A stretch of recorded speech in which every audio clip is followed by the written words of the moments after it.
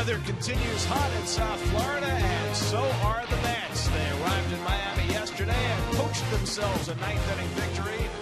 And in the shadow of Little Havana, they look for more today. Maybe some more heroics from their second baseman, who was big last night.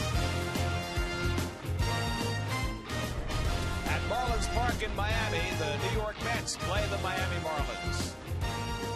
And a pleasant good evening, everybody, and welcome to Miami. Gary Cohen, Keith Hernandez with you tonight as the Mets play the middle game of their series against the Marlins. Mets picked one off last night, 3-1 on Daniel Murphy's 3-run ninth-inning home run. Today, the Mets expand their rotation. This is something they've talked about doing early in the season to get more rest for their starting pitchers, particularly for Matt Harvey. Well, this is a unique situation. It's not only Matt Harvey. He's obviously the most important one, but it's also Bartolo Colon, who was was 42 years of age. You want to keep those two guys strong. The Mets have their eye on the prize. Down late September, they think they got a chance to be in the playoffs. They got to have those two guys strong and ready for the playoffs. You don't want to have a situation like Washington a couple years ago where they sat down Strasburg. So the Mets are in a 13-game stretch without an off day, so this is the first time they're going to do this, and they'll do it several times as the year goes along. And the candidate is Rafael Montero. Now, Montero started 8 games with the Mets last year, pitched in the bullpen earlier this season. Now they've got him stretched out, and they think ready to make a start tonight. Had 2 starts in the minor leagues to stretch him out. He had a great spring. I like his stuff. 24-year-old kid. What's kind of perplexing about Montero, he's supposed to have this wonderful changeup, and he kind of gets happy with his fastball.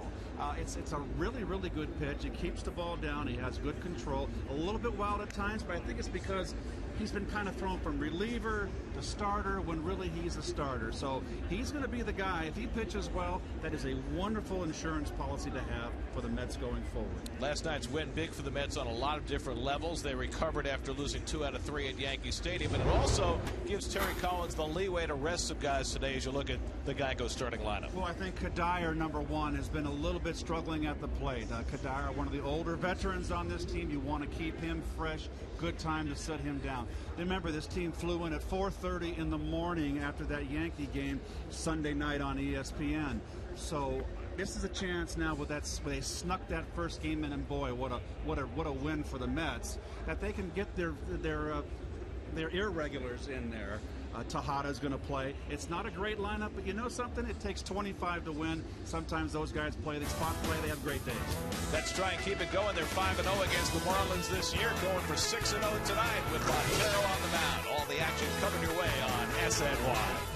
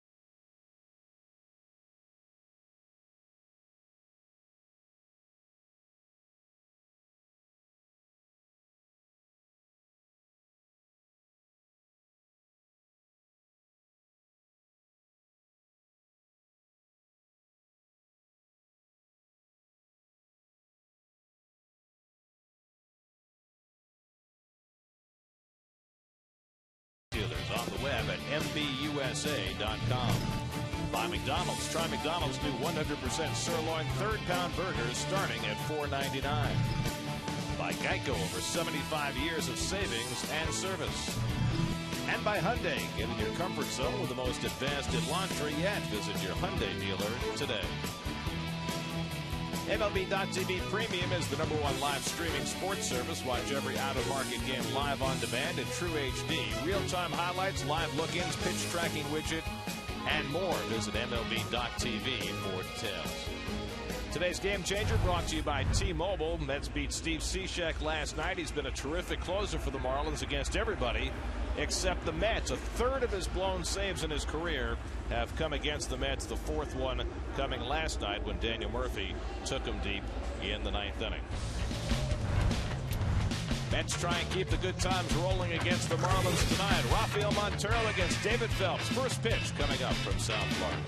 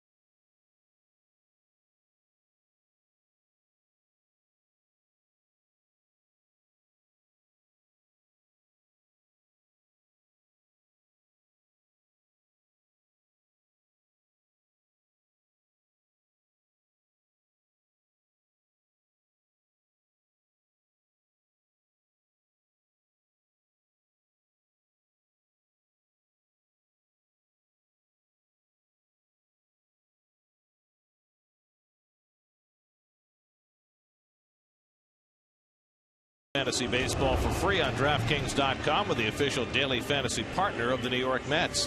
Enter promo code NYM for a free entry and claim your share of $300 million this MLB season. Get to Citi Field this Saturday when the Mets take on the Nationals at 7:10. The first 15,000 fans will receive a Jacob deGrom Garden Gnome courtesy of Gold's Horseradish. For tickets, visit Mets.com/Super Saturdays. 28-year-old David Phelps facing the Mets for the second time this season. Well, his first outing, he didn't get out of the 5th inning. His walks got him in trouble. You see his 7 walks in 12 2/3. He has taken over for Henderson Alvarez, who went on the DL. He started in the bullpen. This is his 3rd start. Former Yankee came over in that trade for Nathan Eovaldi. That also brought Martin Prado to the Marlins. Speaking of defense and Martin Prado, we'll look at the Coors Light Marlin defense. Going with the same outfield, Ozuna with the big misjudged ball last night off the bat of Lagares. Started that 9th inning rally. Probably the best middle infield, I think, in at least the National League East, if not the National League. And Echeverria and Gordon. Take it away, Gary. All right, Keith. Curtis Granderson will lead off against David Phelps. I just didn't know if you were done. Granderson 0 for 3 last night. Takes a fastball outside, and we're underway in Miami. Granderson at .212 on the year, but a .358 on base percentage, and he's got Prado way in on the grass at third. Haven't seen that a lot against Granderson. And he takes a fastball for a strike, 1-1. 28-year-old David Phelps. There's Henderson Alvarez in the Marlins dugout, whose spot he's taken. Phelps was used as a starter and reliever by the Yankees last year. Over the course of his big league career, 42 major league starts, and in those starts 13-11 with a 4.16 ERA. So he has been a flip of the coin. Juan Lagares on deck, then Lucas Duda for the Mets. And Granderson takes just inside. You can hear Ron Culpa calling the pitches. Very nice microphone pointed at the home plate umpire. Let's hope he keeps it clean. Curtis on a slow rise of that batting average at .212. And Curtis thought that ball was low and perhaps outside as well, but Phelps gets the call, and that's how the night begins with a called third strike. Remember, Gary, they're starting to call. This is a borderline knees pitch. It can go either way. When you got a low ball umpire, the pitcher's going to get that call. They've been calling more low strikes. Yeah, there's no question about that, and that's been proved empirically by looking at strike calls over the last couple of years that the strike zone has gotten lower and lower. Here's Juan Lagares, who's red hot right now. 8 for 12 over the last 3 games. He's up to .316 on the year. In fact, Lagares now with 25 hits, 7th in the National League in base hits. Going the other way. You see they're setting up in. Juan has that natural ability in his swing. He's still a little mechanical. He's got a bit of a mechanical swing, but he can go the opposite field. And you see the outfield right there. Look at the center fielder Ozuna way over in the opposite field and deeper. He got burned last night. Well, he drove that ball to right center and it completely befuddled Ozuna, who took a bad turn. Morse with the over-the-shoulder grab, and that's the second out. Boy, that had double written all over it. That ball was smoked. Took a bad hop. You know what? When you're red hot, hit the ball hard. You know, there's 8 gloves out there. Have we not seen more bad hops in the first month of the season than we've seen in years? We have. Nice play. Morris does a nice job staying with it, and there are 2 out. Now Lucas Duda, who walked 3 times last night, including in that 9th inning, and he drives one into left center for the first hit of the night. Duda, who's been getting on base 2 or 3 times every day, on base in the opening inning. Last year, folks, we'd have been waiting till the cows come home to see a first ball fastball hitting. This year, the Mets much more aggressive under the tutelage of Kevin Long. And how refreshing to see Duda drive the ball the other way. We've seen that more already in this early season than most of last year. So the Mets with a 2-out base runner. Eric Campbell hitting cleanup today with Michael Kadire sitting out. It's only the second game Kadire hasn't started this year. For Campbell, his 13th straight start, taking over for David Wright. David's in Port St. Lucie. Hope to have him back shortly. Due to be eligible to come off the disabled list Thursday, but it won't be quite that soon. Meanwhile, Campbell hitting .237 filling in. And he flies one to right field, and on comes Stanton, and that retires the side. Mets turned aside in the top of the first. Rafael Montero takes the mound when we come back.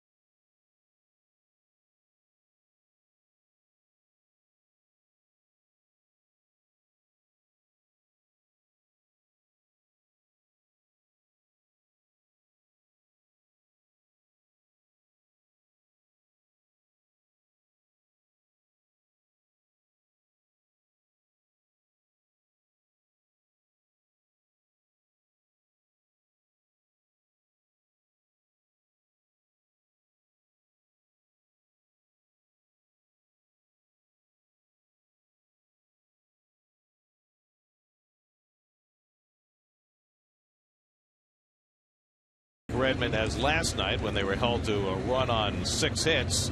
Great pitching by Dylan G, and Carlos Torres got one big out, and Jeurys Familia closed it. Now the ball goes to Rafael Montero. Well, Rafael had 4 relief appearances for the Mets, briefly in April. We're still in April. 2 starts down in AAA. And here he is back, and he is going to be the guy the Mets are hopeful that will be the 6th man in the rotation once a month. And had a great spring here. I like his stuff. He's 24 years old. It's kind of tough being thrown back and forth, bullpen to starting.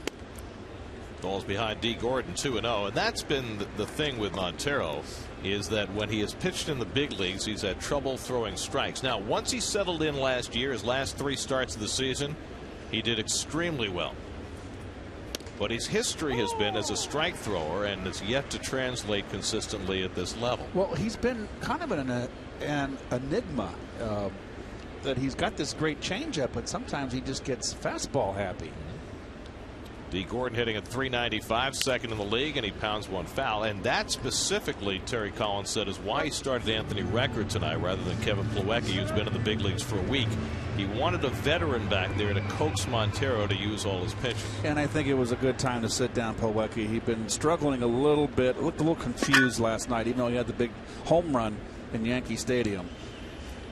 2-2 to Gordon, and he comes on the inside corner with the fastball to get him. So Montero starts his night with a called 3rd strike. Well, this is what I like to see from Montero. He doesn't like to throw inside enough. I don't feel he throws inside enough. And there's a called 3rd strike with two strikes on the hitter. Inside corner. Beautiful. He throws hard, Garrett, and that will set up the changeup. So 1 out and nobody on now. Martin Prado, who went 1 for 4 and drove in the only Marlins run last night. And Montero gets ahead of him with the fastball. Rafael, 24 years old.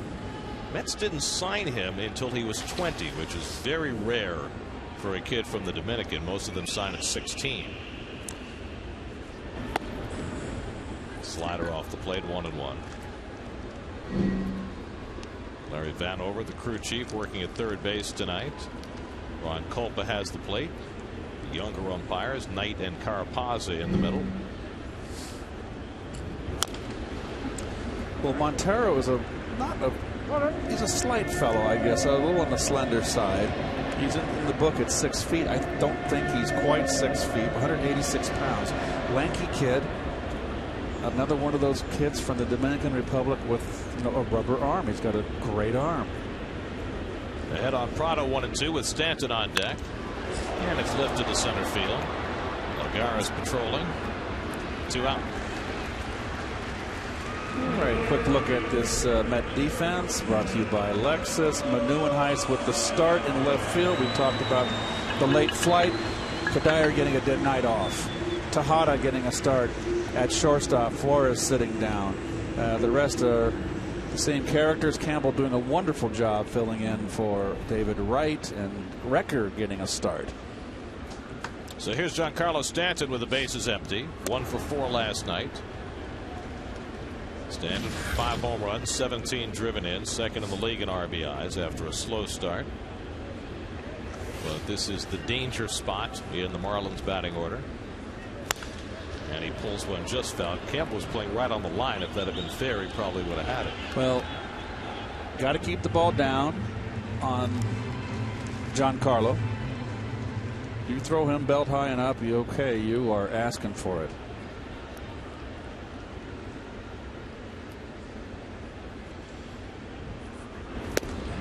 Tries to hold on the slider, and he went around. Wow. Who's that? That's Brian Knight. Not to be confused with our Dark Knight from Gotham. That's the changeup. Oh boy, I didn't think he swung at all.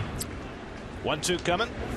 Strike 3 call. Got him looking at a fastball at 93 miles an hour. So Montero strikes out 2 in the opening inning. Marlins are out 1-2-3. No score after 1.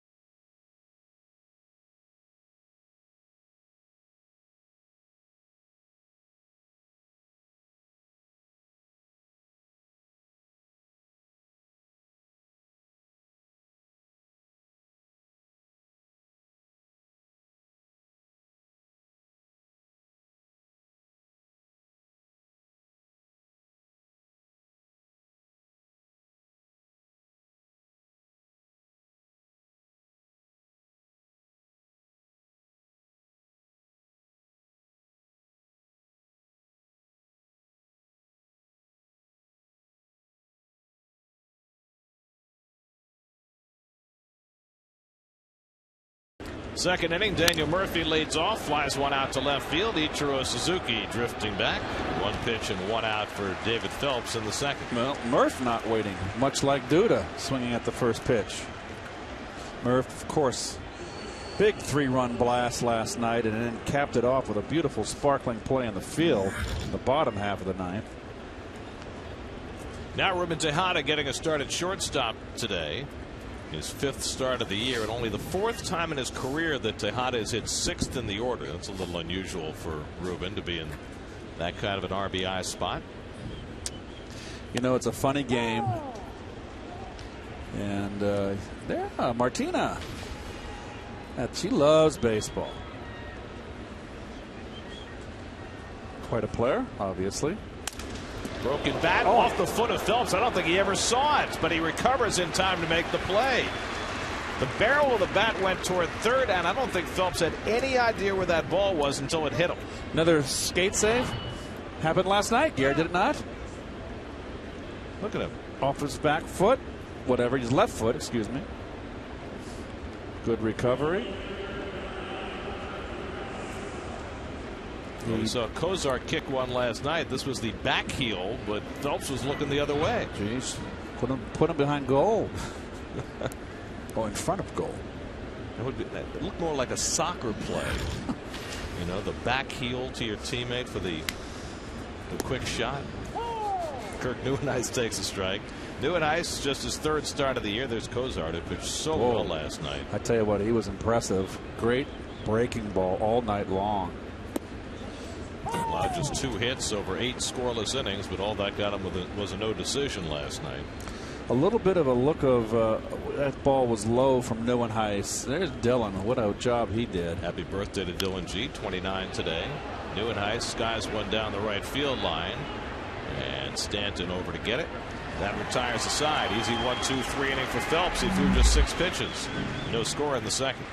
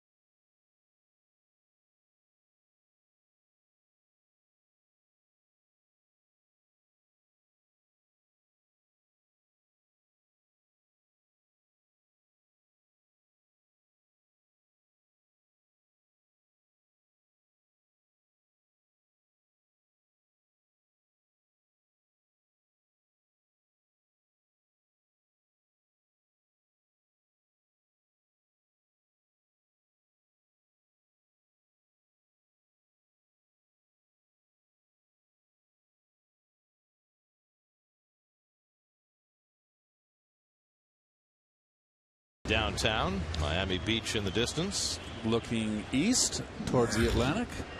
Marcell Ozuna leads off the home second against Rafael Montero, who got the side in order with a couple of strikeouts in the first. And he gets the slider over for a strike. Ozuna 0 for 4 last night. Rough night all the way around. Didn't get a hit, and then misjudged that Lagares double that got the Mets started in the ninth. The Mets have handled him so far this year. The whole team was struggling a little bit, particularly Ozuna. in the homestand. I mean, the Mets when they played them at home. Excuse me. Marlins came into this series a red-hot team. They had won 5 in a row, including a sweep of the Nationals right before the Mets got here. Boy, the Nats a mess right now, aren't they? They've lost 6 straight. They'll be at Citi Field Thursday night to start a 4-game series. Scherzer's going to miss a start, but he's going to face Harvey on Friday night is the speculation right now. He's supposed to pitch tonight. He had the bad thumb, but they pushed him back to Friday. So Harvey Scherzer Friday night, that should be a lot of fun. Mark that in your calendar, folks. 2-2 coming to Ozuna, and it's off the plate 3-2. Did you see the dust up between the Nats and the Braves last night about the Andrelton Simmons slide in the third? Yes, I did. I saw the slide. Now the Nats, who plunked Simmons his next time up, contended it was a dirty slide. Did you get to see it? I'm in disagreement. Chopper for Tejada. He waits back on it and throws out Ozuna one away. And I'll explain why. He did slide late. He slid in between the third baseman's legs, which is clean. He did, and he kicked he kicked the glove hand, but he didn't really kick. He just slid into it hard. The third baseman had to leave the game. Escobar. Yeah. You got to be prepared. Now, if he'd have slid into his shin or something like that, then yes. But it was a clean slide. He was clearly trying to knock the ball out of the glove. Hey, Willie Mays was the best at kicking a ball out of a glove. Willie, I hope you're listening because I remember. Michael Morse pops one foul. But here's my question, and I don't know how many people got to see it, but if you don't hit the dirt before you go to the bag, is that a questionable slide? Because he clearly did not hit the dirt before he got to the bag. And it wasn't like spikes high. He didn't go for a forearm or a chunk of a leg. He went right to the glove, and it's fine. Okay. They just don't, they used to play the game, and I'm talking not my generation. I'm talking before. As me as a kid growing up, there was good hard-nosed baseball. That was just part of the game.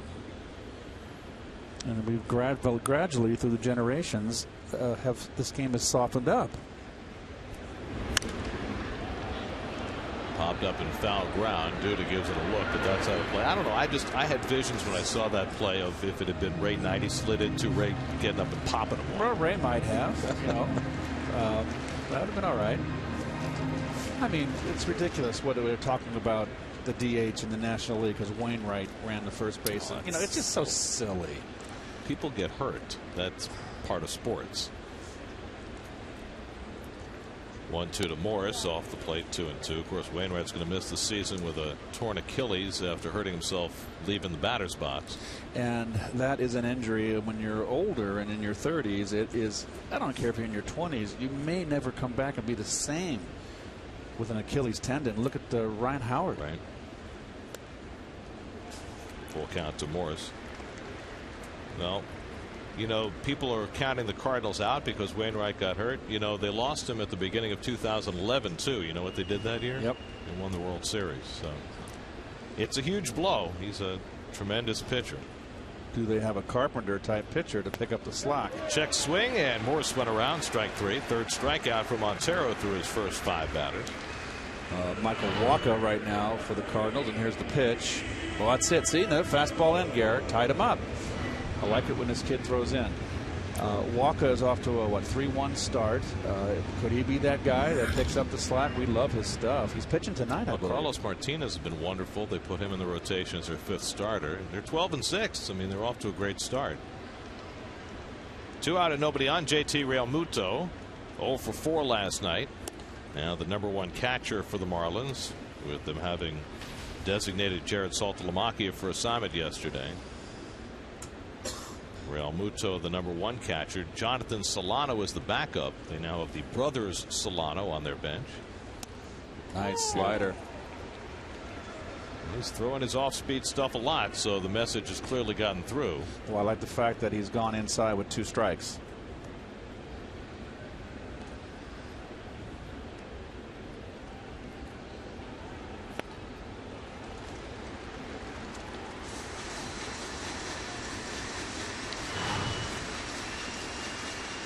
I'm not sure if this is a fastball or the change. It had some sink to it. 2-seamer, 91 miles an hour. 1-2 from Montero.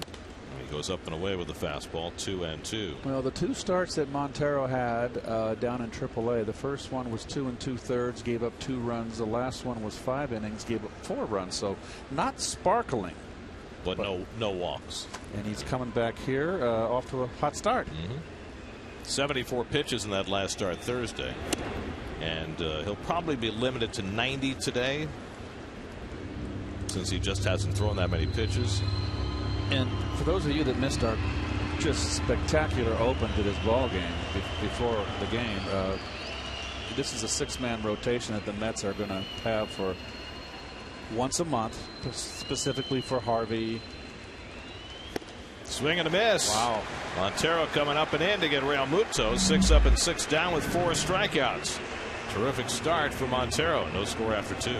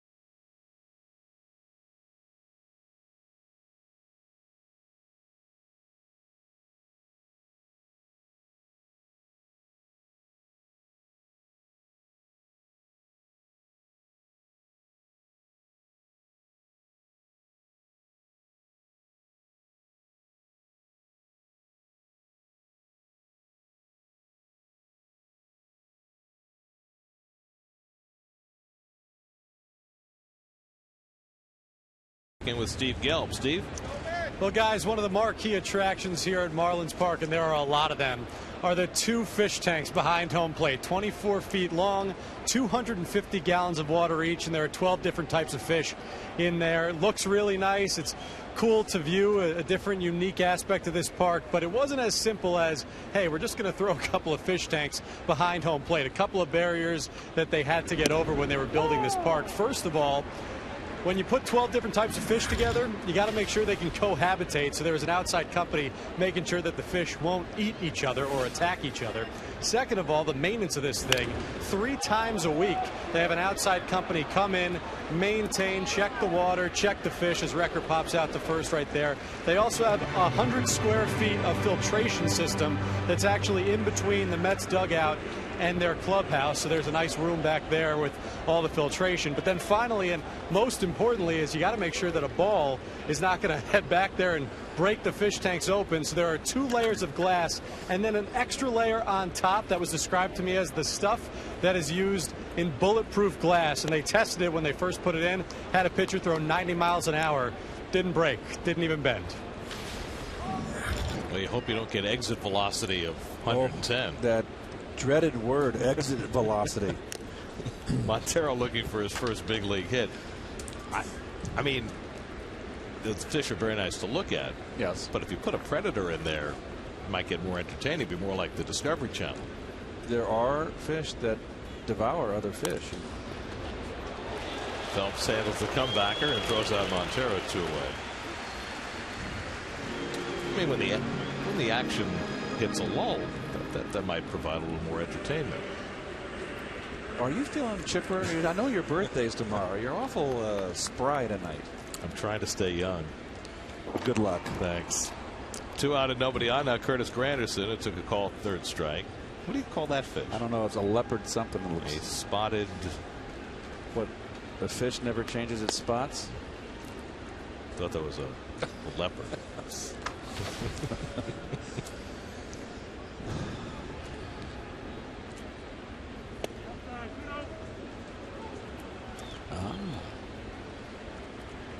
I don't believe our director. He said it was a spotted grouper. He's a king of misinformation. Well, at least he pronounced it right this time. Phelps falling behind for the first time. 3-0 on Granderson. Now, I'm sure that's a living aquarium. Was that what they call them, where there's actual the corals alive or living organisms? Sure. This really is a fascinating ballpark, and Steve put it right. There are a lot of attractions here. There's a lot of great artwork in the hallways. There's the home run sculpture, of course. There's the Clevelander. There's that. Granderson rips one down the line, and he'll have himself an extra base hit. So Granderson with a 2-out double, the Mets' 2nd hit of the night, and only the 4th extra base hit of the season for Curtis Granderson.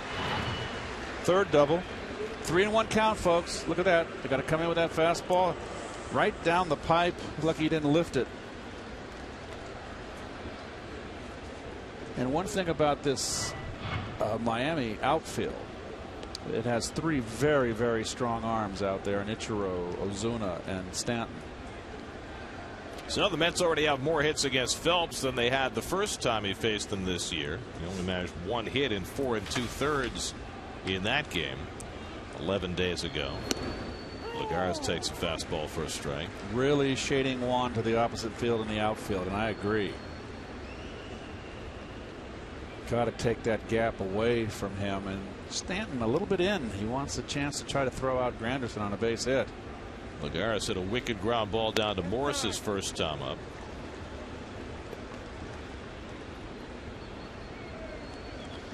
So they're trying to pitch Juan in, but he's got the ability to muscle that ball into the opposite field. He's very strong.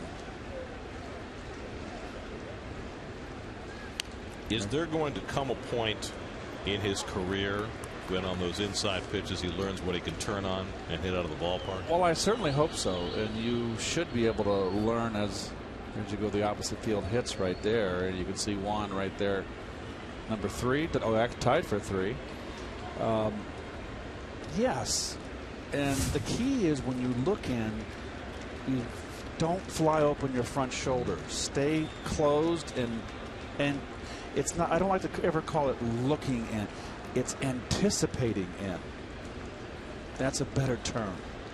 So you're not sold out to. Correct. Phelps and Real Muto having trouble getting together. Phelps not happy. Well, you got a rookie catcher who's only caught a handful of games now in the big leagues. He was up for 11 games late last season, making his 12th start of this year. He made a great defensive play last night on that bunt by Lagares. Oh my goodness, double play. Ball that barely got off the ground, and he was able to pop out and pick it out of the air. And that comes inside. Cutter from Phelps, 2-2. Juan's very serious. He goes about his work very, very diligently. It's really a good group of 25 players. 2-2 coming, and he wastes that fastball away. Oh, and Lagares had, and I missed it last night, and I got to bring it up right now. He started that rally, and there's the 2-strike hit leaders. Lagares right there. What's that? Because he has the ability to inside out and fight off pitches. But Lagares against a very tough right-handed sidearmer in Cishek had a terrific at bat. 7 pitches before he hit that double. It was a good cut at that fastball. Now the ball should have been caught. It was misjudged, but it was a bullet to the opposite field. And I talked with, Bruce Keeson is here. He's scouting. I don't know what club he's scouting for. But he mentioned, gosh, he's got some power to the opposite field. Yes, he does. Got another long turn at bat going here. 7th pitch coming from Phelps to Lagares with Granderson at second and 2 out.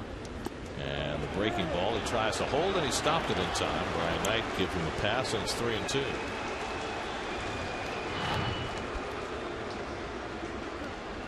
Breaking ball in the dirt, and this is something that Juan has really improved on. And I was very concerned that they might make him too defensive, but he's improving with each game, showing a better eye at the plate, not fishing as badly as he used to. Well, you got Duda on deck, so Lagares figures to get something to hit, and he does, but he grounds it right to Gordon, and that retires the side. A 2-out double for Granderson. He's left stranded. Still no score in Miami.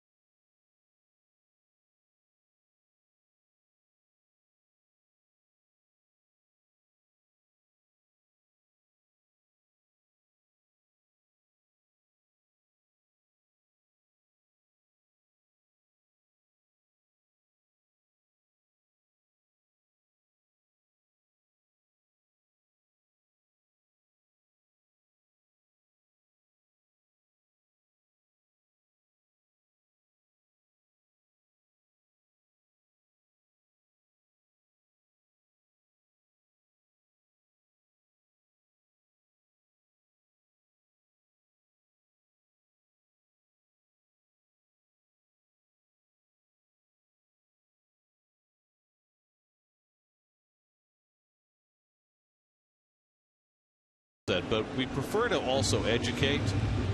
So here we go. Facts about Miami, Florida. It's never been 100 degrees here. Right. It was 95 this week, but never 100.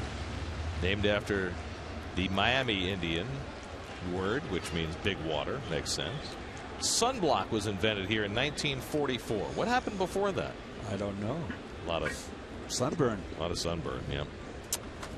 And Ichiro Suzuki takes a strike.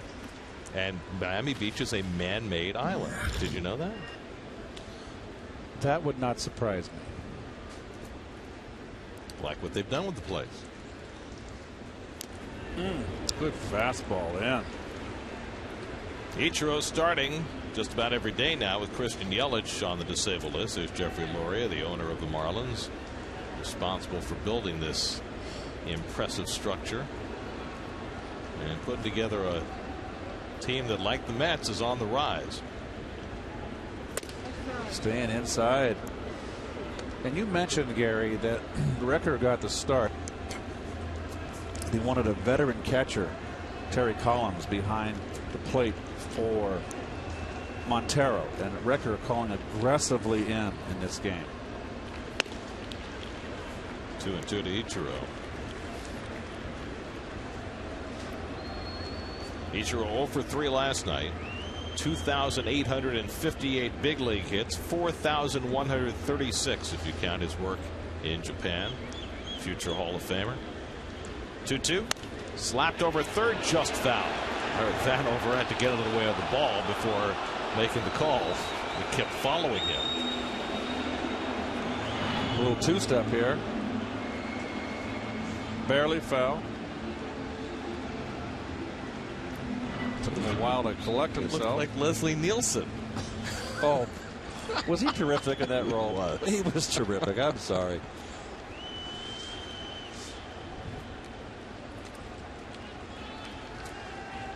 Ichiro now 41 years old and still in fantastic shape, can still run. And he slaps that one foul. He brought a style of hitting to the major leagues that nobody here had really ever seen before. But well, a lot of the Japanese hitters hit that way. Yes. Yes. Interesting how I would like to know the origins of the style. The head start to first base. Breaks his bat as he grounds one for Murphy. And a quick toss in time to get Ichiro. And that's 7 up and 7 down for Montero. So 1 out and nobody on. Now Danny Echeverria, who came into this series a hot hitter. In fact, he was named National League Player of the Week for the week that ended Sunday, but he was held completely in check last night by Dylan G. 0 for 3 with 2 strikeouts. G only had 3 strikeouts for the night, but 2 of them were against Echeverria. You can't be more efficient than Dylan was last night. He got through the 7th inning with 59 pitches.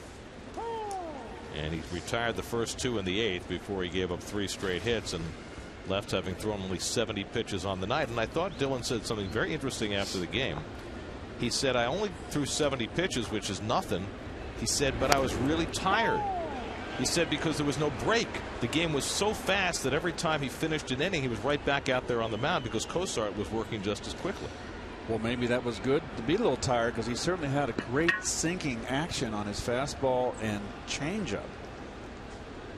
0-2 to Echeverria. Just off the plate, 1-2. By the way, the game last night played at 1 hour and 58 minutes, and it would have been even shorter if the Mets hadn't rallied in the 9th. It was the shortest 9-inning game by time the Mets had played in 13 years. Going back to 2002, and Sean Estes worked against the Brewers in 1 hour and 53 minutes. Estes that night threw 6 perfect innings. The game last night came on the 32nd anniversary of the fastest game in Mets history, 1 hour and 36-minute affair back in 1973 against the Braves.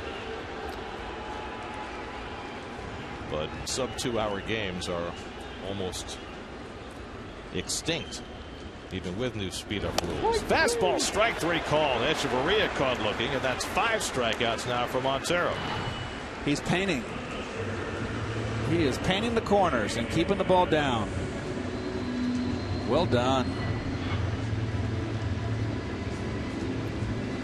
So 8 up and 8 down with 5 strikeouts for Montero. 2 out and nobody on. Now David Phelps looking for his first ever big league hit. 0 for 4 this year, 0 for 10 in his career. Well, this is the way Montero pitched the last few starts last year. His last 3 starts, he was 1-0 with an ERA of 1 after struggling after his recall. Right at Granderson, and it's 3 perfect innings in the book for Rafael Montero. 9 up, 9 down, 5 strikeouts after 3, no score.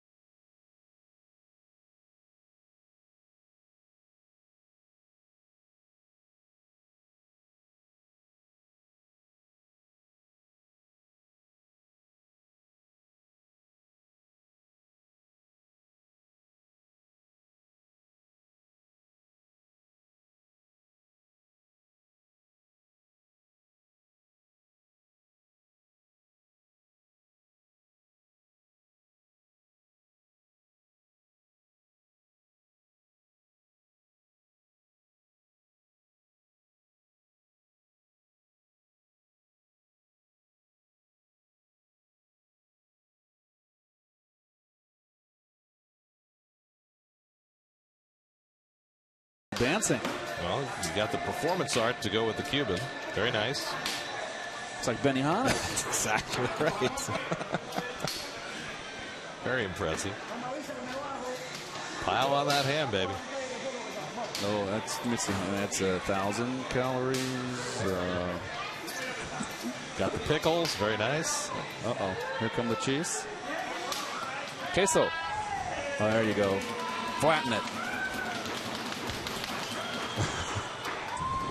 This is great. We can watch this all night. Does he know he's on TV? I'm sure he does.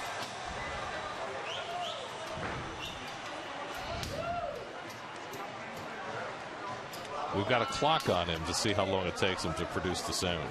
20 seconds from initiation to press. Very nice. Make Henry Ford very happy. The one-man assembly line. Lucas Duda leads off and takes a strike from David Phelps.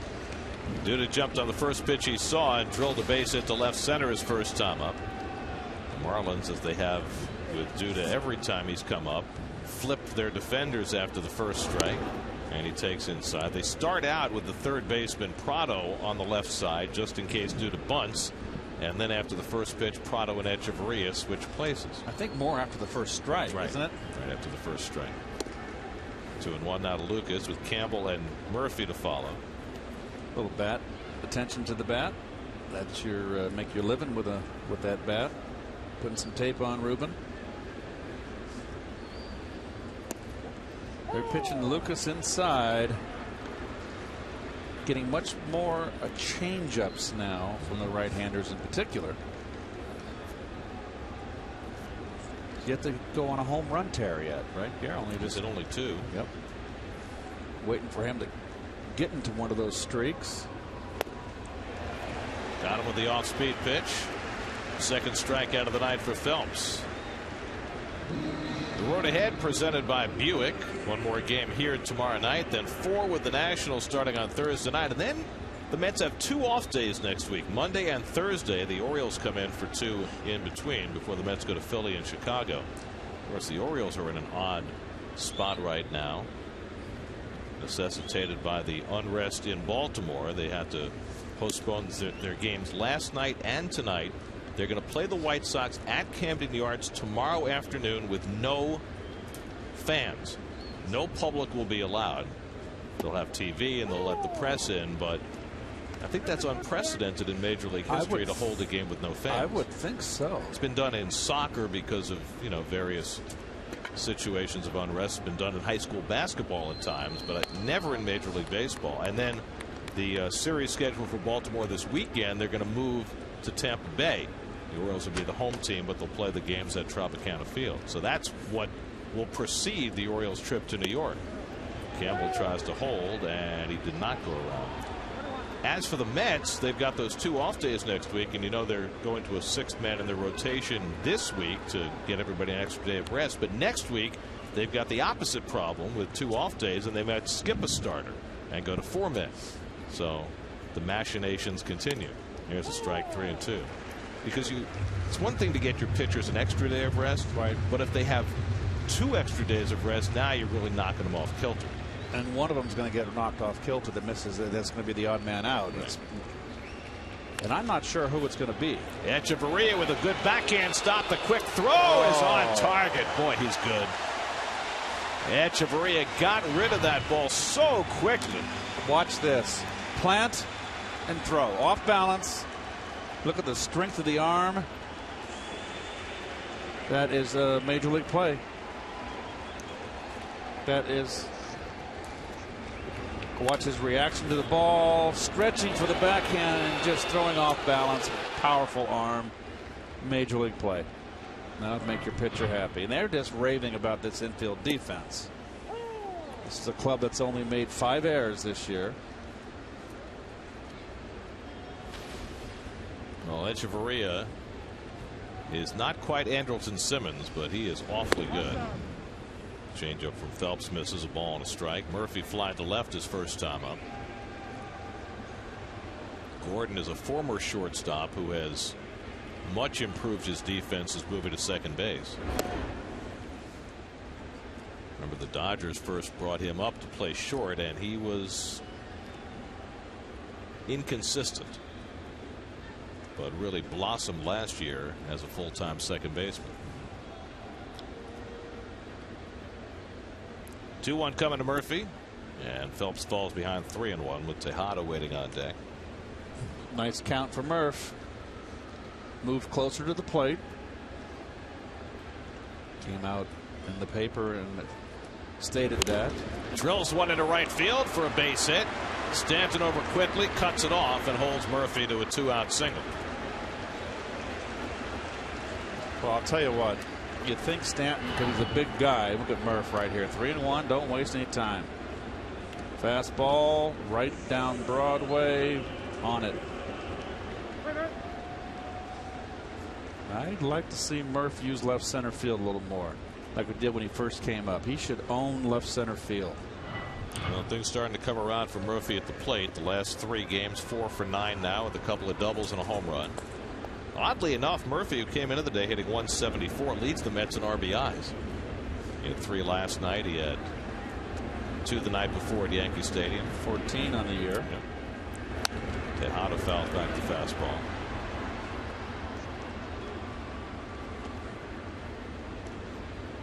I believe we shortchanged the Marlins Park fish tanks earlier. We said they had 250-gallon tanks. It's actually 450-gallon tanks. We didn't want the fish to feel too squeezed. Tejada flies one out to right, and Stanton puts it away to retire the side. No, he dropped the ball, and Murphy goes to third. Well, Stanton, normally so good out in right field, and he just flat dropped it. Did he lottie-dot it? I think he lottie-dot it. Routine. See, 2 hands, folks. Oof. All you kids. Never take anything for granted. Took his eye off the ball, and I guarantee you he is embarrassed. Well, the Mets have made quite a living off other teams' mistakes early this season. That was certainly the case last night after Ozuna misplayed a ball and they fashioned a winning rally. See if they can catch this one in as well. And I really can't blame Murph here. Even, you know, he's kind of 3/4ing it around the bases. It's a routine fly ball. Neuenhuis takes a curveball strike. Kirk just 1 for 16 to start his year, but he's got a chance here with 1st and 3rd and 2 out to get the Mets on the board first. Just the 6th error of the year committed by the Marlins right after we were praising their defense. Neuenhuis drives one out to left center, but Ozuna has plenty of room. And that retires a side. This time for sure. Phelps works around the error, still no score.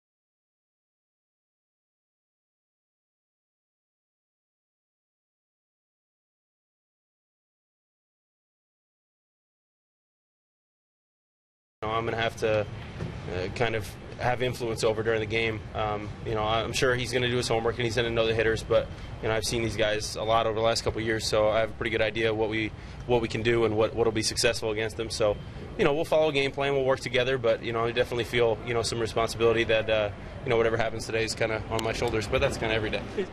Anthony Recker catching Rafael Montero's first start of the season, and so far so good. Anthony's always such a good interview, bright guy, well spoken. Take our jobs one of these days. Well, I'll be ready for the last roundup by then. Second time through the order for Montero. Gordon drives one to left center over toward the gap, and that's down for a base hit. Nieuwenhuis gets to it on the warning track, and Gordon, the first base runner of the night for the Marlins, a leadoff double. Well, we finally found someone that hit one where normally extra base hits go to die, Garrett. And this one just keeps fading away from Juan. And Gordon can fly. And he is red hot. 2 hits last night. He's electrifying. That's his 35th hit of the season. That leads the National League. 35 hits in April. It's pretty good, I'll say. Now here's Martin Prado with a runner at second and nobody out. And Tejada playing right behind Gordon to keep him from getting the ideas about stealing third.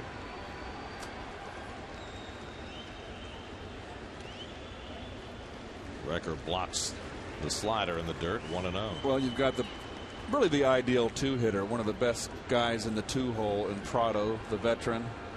Goes the other way. He'll be trying to advance the runner, if drive him in, but at the least advance him. Prado 7 for 17 with runners in scoring position. The Marlins as a team hitting .285 with runners in scoring position, a big number. But he's not going to advance him with that. Tejada throws out Prado for the first out. Wow. Fastball in, Gary. It's the most I've seen Montero throw in.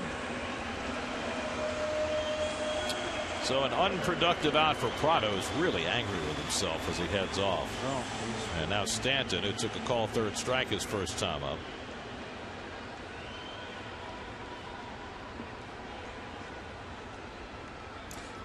A called third strike fastball knee high outside corner. Gary. Let's shift their infield defense to the left against Stanton. They got to keep Gordon close. He's a base stealing threat. Murphy hanging around near the bag.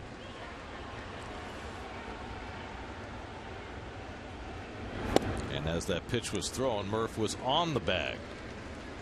I think they wanted a pickoff there. Who knows? Murph's coming in to talk to Montero now. A little miscommunication there.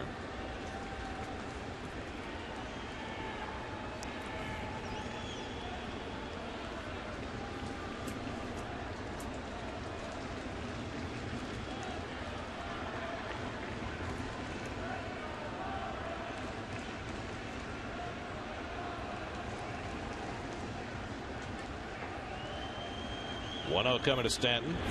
Hits it hard, but right at Campbell, who picks it out of the air for the second out. A bullet. And Campbell able to snag it ankle high. 2 out. We talked about Campbell playing the line against Stanton the last at bat. Hot corner. Very deep. Stanton's not going to be bunting. He's got to be one of those guys that you're fearful to be playing in at third base, much like Willie McCovey for a first baseman or Willie Stargell in my day. So after the leadoff double, now 2 out, and Gordon still at second. And here's Marcell Ozuna, who grounded out to short his first time up. He's by far the hardest hit ball against Montero tonight. But he gets away with one against Stanton and now tries to get through the inning unscathed.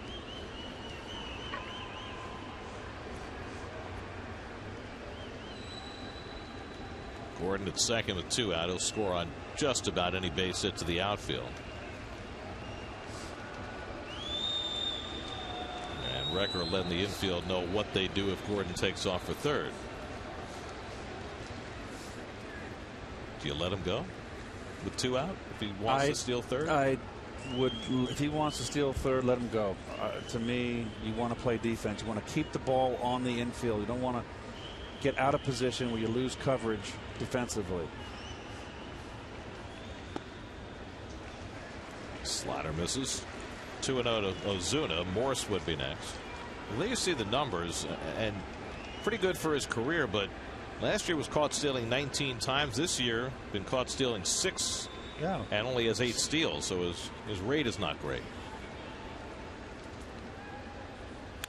Hit hard. Another one for Campbell. He takes the tough hop and throws out Ozuna. Boy, that was a tough play. Campbell stayed with it nicely. That ball came up on the backhand. Like a highlight player. Manipulating his cesta. And that gets Montero through the 4th with no score.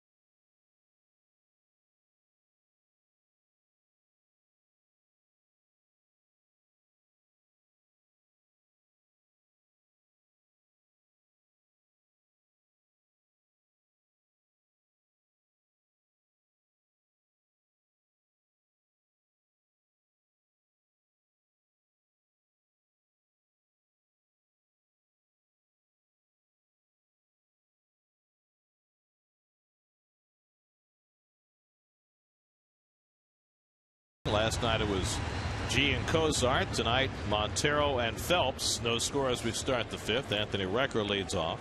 Recker looking for his first hit of the year. 4th start. Has 4 walks. 0 for 8 on the season. Popped up his first time up.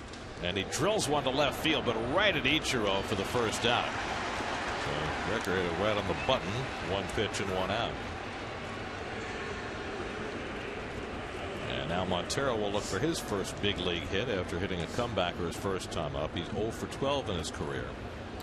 Well, we mentioned that the Nats are coming to Citi Field and that Max Scherzer and Matt Harvey are going to hook up Friday night because Scherzer had his start pushed back. It was supposed to be tonight, but they called up A.J. Cole to take the start for the Nats. Gave up 9 runs in the first 2 innings. They are 8 games behind the Mets, and to me, the only real contender in the East. They're the team that has a chance more than anybody to hang around. The team that the Mets need to put as far back in that rearview mirror as possible. A win tonight, which you never know what's going to happen in that game. They're down 9 runs. If they lose, you can put them 9 back. I know it's a long way to go, Gare, but hot starts are hot starts. And if you can get the Nationals back in double digits as far back as possible, and that's a long climb back. Well, you don't win pennants in April, but you can certainly make yourself more comfortable if you hit a cold spell at some point during the summer. Well, I remember '82 in the Western Division of the National League. The Braves wound up winning that division. And we beat them the strike 3 right there to Montero. We beat them with St. Louis in '82. We swept the Braves. Braves had the great April. They were 13-0 to start the year. And the Dodgers with Valenzuela made a late run and just fell short. I believe the last week of the season. Yep, last weekend, sure. And we as a team, St. Louis, collectively were saying we wanted the Braves to hang on. Well, that worked out for you. It did. Beat the Braves in the LCS. Beat the Brewers in the World Series. Yes. You got a ring. Yes, I did. My first.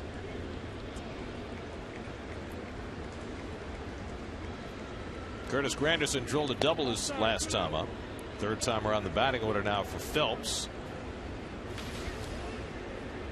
Phelps pitched 7 scoreless innings in his last start in Philadelphia. Allowed just 3 hits. And he's kept the Mets off the board tonight.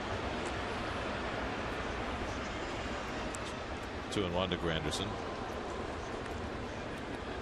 Well, it's time for our SNY tweet of the game. What are your thoughts about the Mets occasionally using a 6-man rotation? Hashtag SNY tweet. Let us know what you think. I'm sure we got a lot of Casey Stingles out there. Yeah, 6-man rotation's a little bit of a misnomer. It's basically a spot start just to give some extra rest. Granderson lifts one to left. Easy for Ichiro. And that retires the side. 1-2-3 inning for David Phelps. We're halfway through in Miami. Mets and Marlins again, no score.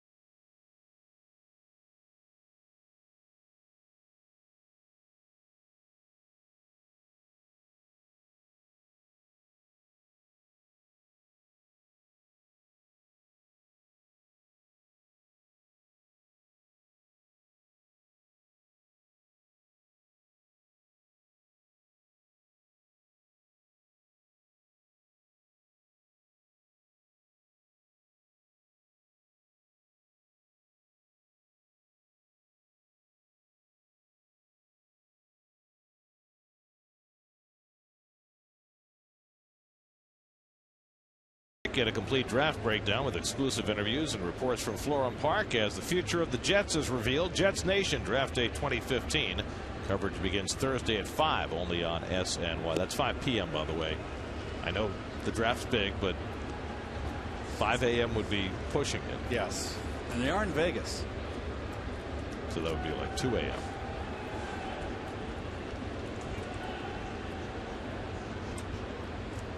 Michael Morris leads off in the home fifth and bangs one down to Campbell, who gives some ground.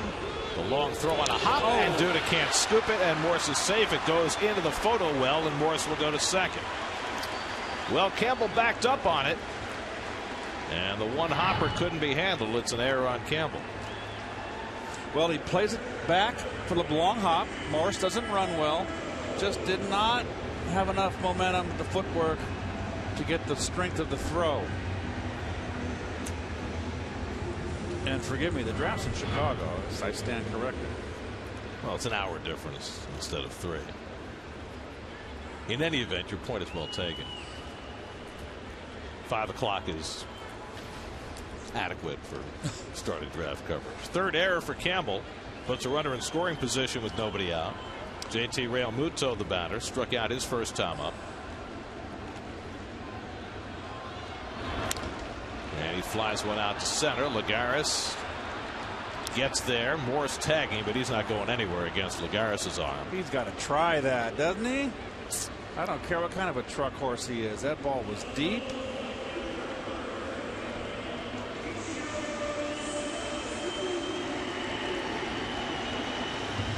So one big out for Montero. So for the second straight inning, the Marlins get their leadoff man on second and do not advance him. So here's Ichiro with Morse at second and 1 out. Ichiro grounded out to second base his first time up. Montero at 57 pitches. He's allowed just 1 hit. He hasn't walked anybody. Slap behind third, and that'll go foul. Keep in mind that Montero, having just made the 2 minor league starts, is going to be capped at around 90 pitches today. Where's he at now, Gary? 58. Throwing well. See that little score box in the upper left-hand corner? Oh, where it says pitch 58. Oh, on the TV. I thought you were looking at it. Where else? Come on, be specific. The score box in the upper left-hand corner. You may not realize this, Keith, but this entire game is on TV. I thought you were pointing somewhere in the ballpark. I never look at what are those things called anyway? The bug. Bugs, right? I have a thing about bugs. I never look at that. So it's the 59th pitch. Like arachnophobia? Yeah. Those are spiders. It's different. 0-2 to Ichiro.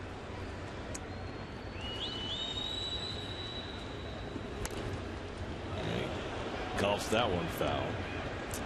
Let's look at our 5th inning recap, which is in a big box. Brought to you by JetBlue. Montero and Phelps matching zeros, much the way G and Cosart did last night. No walks for either pitcher. Looks like a lot of goose eggs up there for me. To me. Or bug eggs. That's brought to you by JetBlue, correct? Yes, indeed. Just like Rafael Montero's glove. More royal blue.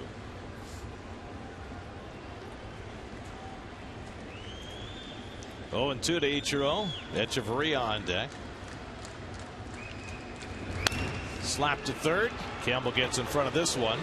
And this time the throw is true and just in time to get Ichiro Suzuki. That is going to be, I believe that's going to be questioned. Challenged is the word. Well, Campbell might have misjudged just how fast Ichiro Suzuki runs at age 41. He's gotten a lot of infield hits on routine grounders in his career. Think they and he might get another one. Let's see. Got him. Out. And Mike Redmond is not going to challenge. Very impressive that Montero, these last 2 innings, leadoff runner on second base, and he's got out of the one, and now he's in a situation here where he can get out of another one. They're going to walk Echeverria intentionally. Got Phelps on deck, who does not have a hit in his major league career.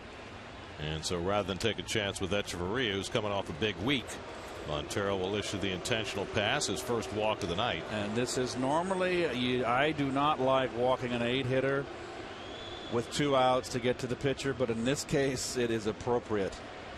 This is a 0-0 ball game. 1 run could win it.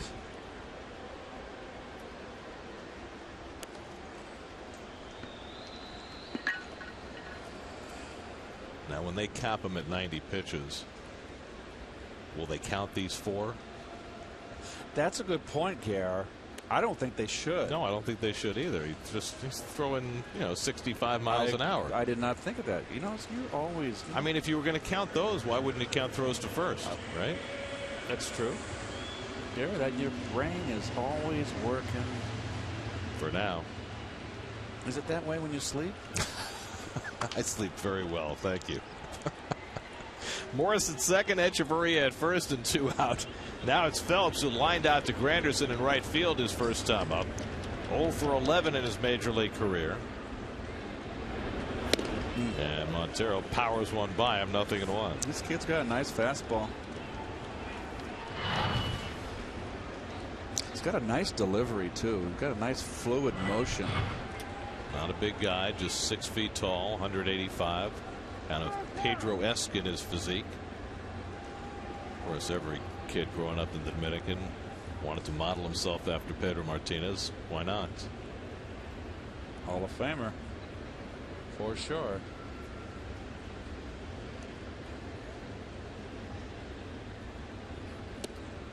Slider in for a strike. 0-2. He's got Pedro's physique and Sid Fernandez's number. 51. You're right. 50. That's right. To the 50th state.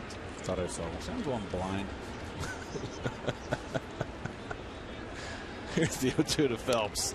And that's off the corner. 1-2. Sid filled it out a little, couple sizes bigger. Yeah. Might have had to wear a slightly larger shirt. Had a slightly larger, slow curveball too, didn't he? 2 on and 2 out. 1-2 coming to Phelps, and he goes down swinging, and Montero gets himself through the 5th. Still no score.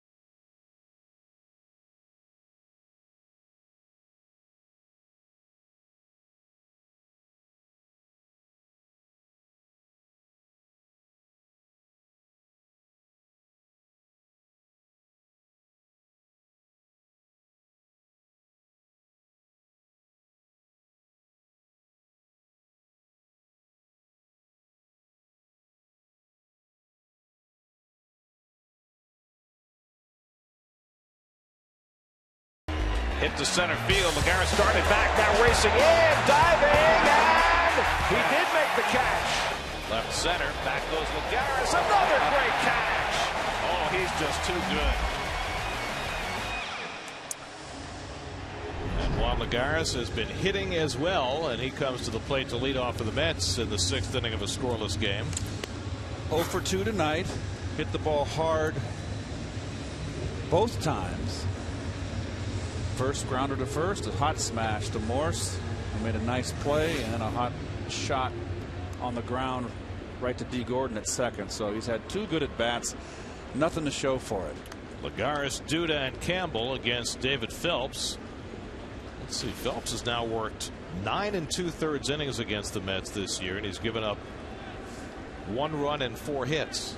Well, the start last year with the Yankees, he got 1/3 of an inning and got shellacked. Yes, he did. Well, they're counting on Phelps to fill a rotation spot with Henderson Alvarez on the sidelines, and so far so good. Pitched a gem against the Phillies his last time out. He's been terrific again tonight. And he gets the curveball over to Lagares. 1-1.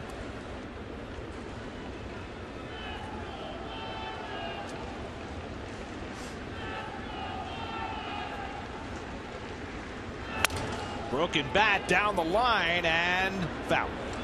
Juan very strong. They are pitching him in And there's a if it's a strike, this is the ball he pulls. Look at him come in to get it, and he will learn to do that more as he becomes more experienced. Still as bad as Shatter, Gary, and strong enough to get it out in the outfield. If it had been fair, it's a leadoff base hit. Well, he's a strong kid. No question. If you're up close to him, you can see he is very heavily muscled. Top to bottom.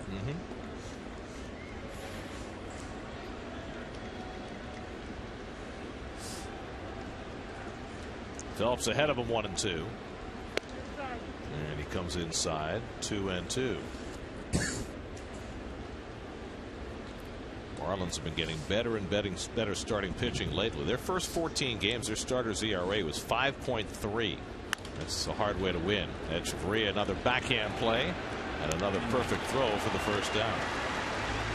Let's check in with the studio for a game break with Eamon McEnany, brought to you by Honda.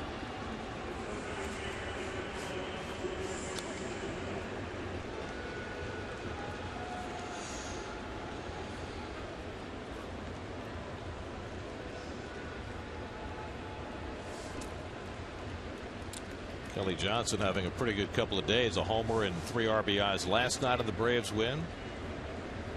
And helping the Braves to a big lead again today. But Gio Gonzalez hasn't been very good at all. Gio wasn't good. Pfister last night wasn't good. I mean, their starting pitching, you figure, is the one given. But not so far. Duda takes a strike with a changeup, and it's 1-1. The Mets will see Strasburg on Thursday night against Jacob deGrom. And then they'll see Scherzer, if his thumb is okay, Friday night against Matt Harvey. So 2 marquee matchups to start that series. 2-1 to Duda. And I would think, regardless of what happens the next couple of days, the Nats have to come into that series, I don't want to say with desperation, but certainly with urgency. Yes. Even though it's only late April. And they're going against the 2 big guns, deGrom and Harvey, game 1 and 2. Duda grounds one into the shift. Easy for Prado. That's a 5-3 putout on your scorecard for the second out. But first, there's the matter of the finale here in Miami. Your city probables for tomorrow. Bartolo Colon tries to make it 5 wins in 5 starts. Look at the walk strikeout ratio. Well, how about Harvey's walk strikeout ratio? And Matt Latos still looking for his first win, although he pitched better his last time out. Will go for Miami. The Marlins' last 6 games, the starter's ERA is 1.13. So they have really picked it up. Campbell takes the curveball down. Campbell hitting cleanup today. He hit cleanup 13 times last year. I didn't realize until I looked that up that he had batted cleanup that often. He's really not a cleanup hitter. He's a line drive hitter that uses both gaps. Tough strikeout. Dyer getting the day off, and so Campbell hitting in that 4th spot. He's the only one that's kind of a leftover of the philosophy last year of taking pitches. He takes a lot of 2-0. Dyer there getting a rest. He takes a lot of 2-0, 3-1 fastballs. Campbell. 0 for 2 today, and he lines one into right center for a base hit. So Eric Campbell has the Mets' 4th hit of the night. All 4 have come with 2 out and nobody on. So Phelps has done a great job of getting those first couple of hitters out. This is how you hit a ball away and up. Outer half, beautiful. That's what he does well. That's a strength. So Campbell aboard with 2 out. Daniel Murphy 1 for 2, single to right his last time up.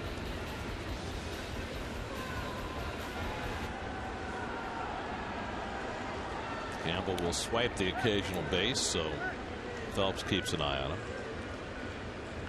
Murph had a base hit down the right field line that Stanton was able to cut off and prevent him from getting another double. Murphy 2 doubles Sunday night, 3-run homer last night. Hard hit base hit last time up, and he drives this one into right field for a base hit. So Murph really starting to come around these last few days since he tweaked things a little bit. Back-to-back 2-out hits, put 2 men aboard. I think it's a changeup. Off the end of the bat, Murph stays in. You're not going to try to take third base with the arm of Stanton. Against the arm of Stanton. So now Tejada will try and get the initial run home. Ruben hit a comebacker off Phelps's foot and was retired in the second. Then hit a routine fly ball to right that Stanton dropped for an error with 2 out in the 4th. Phelps was able to work around that. And now trying to work around 2-out trouble as Met fans in the house start to make some noise. A little bit of stirring in the bullpen. Phelps at 79 pitches for the night. No score, 6th inning, and Ruben takes it high for ball 1. That's a good take right there from Ruben. He can chase that high one. And he likes to, he overswings, and you can kind of go up the ladder. Now he's 1-0, not 0-1.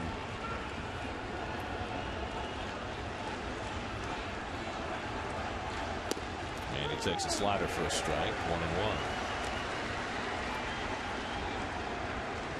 1-1. Okay. So the Met fans on hand. You better come through. That was an evil looking Mr. Met. I was going to say, she might come down and give him a whooping. Kirk Neuenhuis would be next. Campbell at second, Murphy at first, and 2 out. And Tejada foul tips that cutter, and it's 1-2.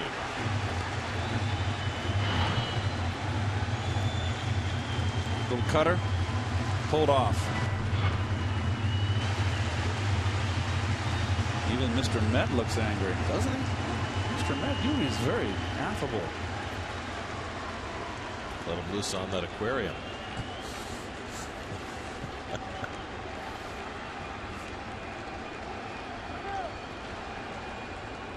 Outfield playing Ruben to the opposite field.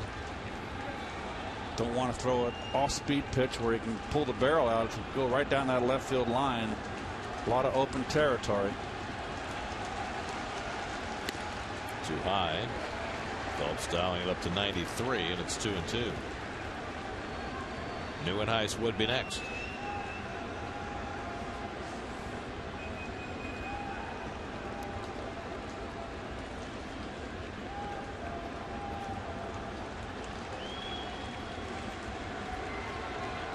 Two on, 2 out, 2-2 to Tejada. And he foul tips 1, strike 3. Phelps pumps a fist. He's got his 4th strikeout, and the Mets strand a pair in the top of the 6th. Still no score.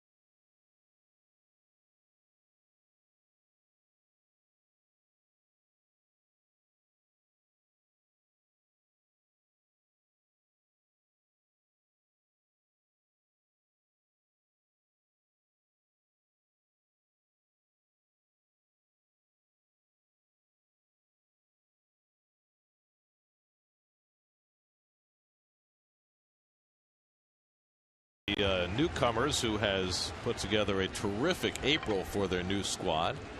Nelson Cruz, 9 home runs in Seattle. Ike Davis off to a fast start with the A's. Well, Nelson, how about Nelson Cruz? Hanley Ramirez loving his return to Boston. 8 home runs already for Hanley in his new position, playing the wall. Nelson Cruz in Seattle, 9 home runs, 21 RBIs, hitting .300. Gordon doubled to left center. He had the first hit, and thus far the only hit against Montero in the 4th inning. And tries to drop down a bunt, but fouls it off. 0-2. Matt Kemp and Justin Upton fortifying a San Diego lineup. We've seen Markakis. Now the leadoff hitter for the Braves, and Freddie Gonzalez is going to leave him in that leadoff spot for a while. He was red hot, swinging a really, really good bat. Line drive hitter. Seeing more and more of that, Gare. Well, getting away from that big Bash Brothers stuff. If you live and die by the home run, you can do a lot more dying. Unless you have a guy like that. Not too many legit 30 home run guys anymore. Montero ahead on Gordon, 0-2. And he laces one into right center for another base hit. Boy, you just can't get him out right now. Bobbled by Granderson, and Gordon will take second. Nice hustle. Well, it should have been a routine single, but Granderson just couldn't corral it. Well, took the in-between hop. Probably would have been better to come get it at a short hop. And that's going to be an E9. I got to believe that's a single on air here. Hustling all the way, Gordon. And watch him turn the jets on here. What a beautiful gate. Gosh. So Granderson's error, the second error in the last 2 innings for the Mets. 3rd straight inning that the Marlins have had a runner at second with nobody out. Last time Prado couldn't advance Gordon. Let's see what they do this time. I would bunt here. I might give Prado 1 strike because he's a veteran. Prado grounded out to short the last time with Gordon at second. This time he is bunting and pushes it nicely. Montero makes the play. Sacrifice for Prado. Moves Gordon over to third. 1-3 on the sack.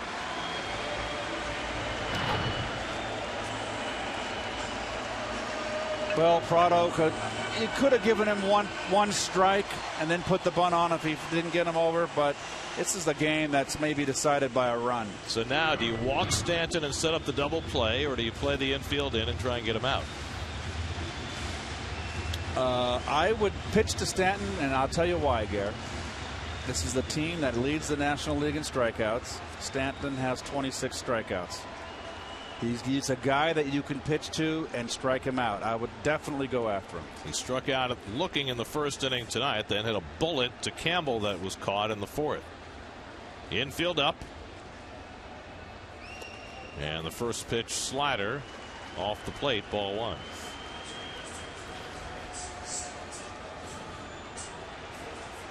Everybody in on the infield. Look at the corners, though, are playing a little bit back. Particularly look at the third baseman, Campbell, with the big slugger up.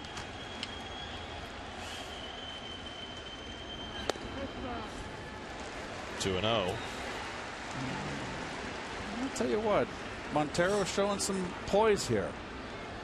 Not going to make a mistake over the middle. Missed away barely. Good. Stanton showing a good eye. Well, if you fall behind 3-0, you probably just put him on. Going back in. So let's see if they give him intentional ball 4 here.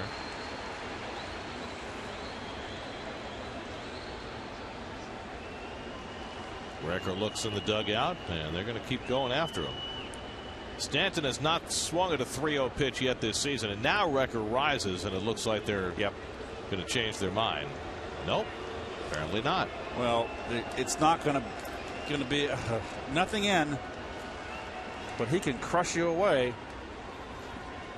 And he stays inside. Yep, crowd him. And he swings 3-0. First time all year he swung at a 3-0 pitch. See what happens when you keep the ball on Stanton down. He's a little bit of a sweeper on the low pitch. Bob Guerin, Mets bench coach, talking to Kevin Long, the hitting coach. Gordon at 3rd and 1 out. Scoreless game in the 6th. 3-1 to Stanton. And the slider in for a strike. 3-2. Good pitch. 3-1. Come back inside now, 3-2. Gary, I'm just glad I never was a catcher my whole career. I just, these are important parts of the game. Fastball away. They're going to try to sneak one by him outside. They got him looking that way in the first inning. And he hits one through the hole, and the Marlins grab the lead. Gordon comes in to score the first run of the game. Giancarlo Stanton with his 18th RBI, and it's 1-0 Miami. First mistake of that at bat, and he got hurt. First pitch, slider, just missed. Fastball in, just missed. 2-0. Looked like a changeup. 3-0. Swinging fastball, good sinker down and in. Slider, perfect. Now here comes the mistake, right down the pipe, up. Trying to get it away, didn't get it there. And the Marlins cashed their first run of the night. The error by Granderson looking huge. So Montero finally gives up a run, and now he'll contend with Marcell Ozuna with 1 out and 1 on. Still only 79 pitches for Montero. So he'll try and make his way through this 6th. Then he's due a turn at bat in the top of the 7th, so this will probably be his last inning. Got to watch out for Stanton. He can steal a base. 2 so far this year for Stanton. Buddy Carlisle's going to get up in the Mets bullpen. Ozuna 0 for 2 tonight. Sorry, Gary. Is that an earned run? Because he would have been bunted over. Depends what happens from here. But it's going to be, it would be the official scorer's discretion. If you say Gordon would have scored from second on that hit, then it's an earned run. It's an earned run then. But I bet they wouldn't have bunted. If you recreate the inning from an earned run perspective, it is. But I don't think Prado's bunting. It's a and good who point. knows? Maybe you get a double play if Gordon's at first base.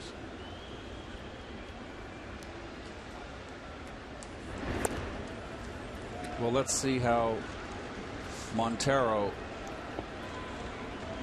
recovers from that. Now he's given up the run. He's very poised here for a 24-year-old.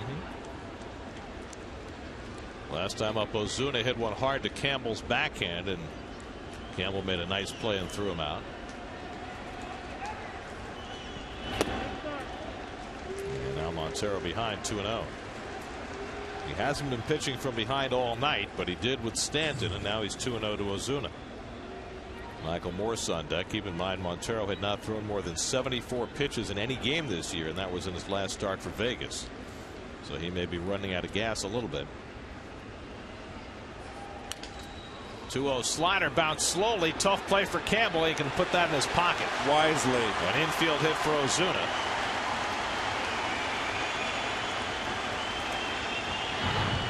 Well, Campbell, who likes to play deep, and I think it's because of thinks his range, he can cover more ground. So on these little bleeders right here, you haven't got a shot, and he wisely ate it. So a huge batter now for Montero. 2 out and 2 on for Michael Morse. Morse has struck out and reached on Campbell's throwing error. Stanton now at second. Ozuna at first with 1 out. Marlins had just 1 hit through the first 5 innings, but they now have 3 hits and their first run here in the 6th.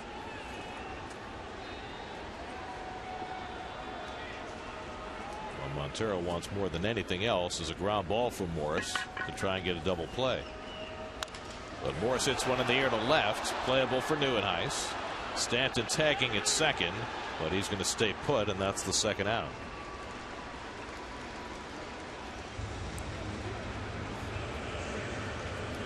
So now 2 out and 2 on. The rookie catcher JT Realmuto comes up. Realmuto has struck out and flied out 0 for 2.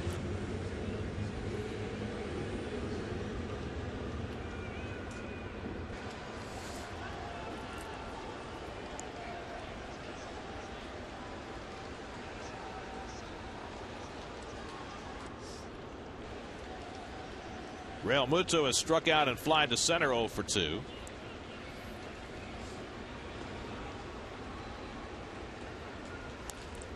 And he fouls off the first pitch slider, 0-1. Marlins really like Realmuto. It's why they felt comfortable letting Saltalamacchia go. So he's going to have his opportunity. He was a two-sport star in high school. He was not only a shortstop in high school, but he was also a good quarterback. Look at the fingernail on that pinky.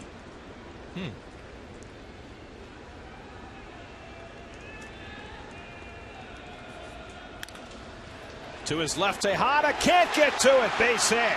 Stanton around third comes in to score.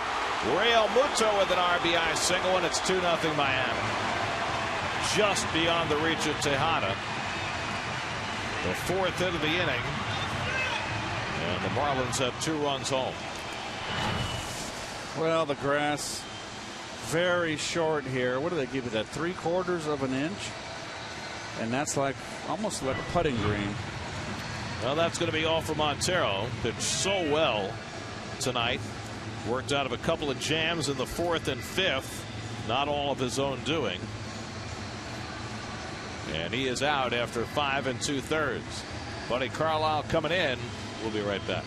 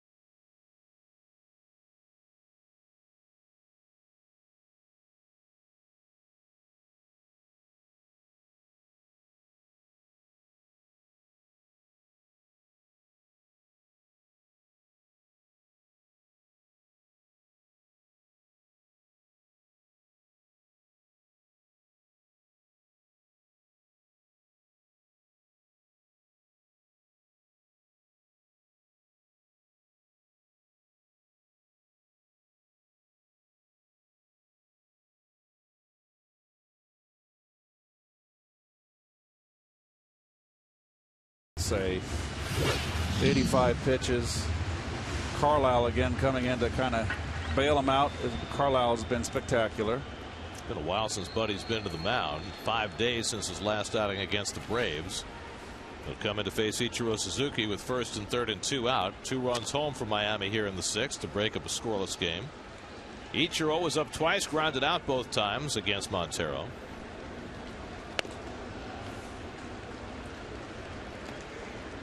Well, it's going to be interesting to see what the Mets decide to do now with Montero. Do they ship him right back to Vegas? Do they keep him around to pitch in the bullpen? He certainly acquitted himself well tonight.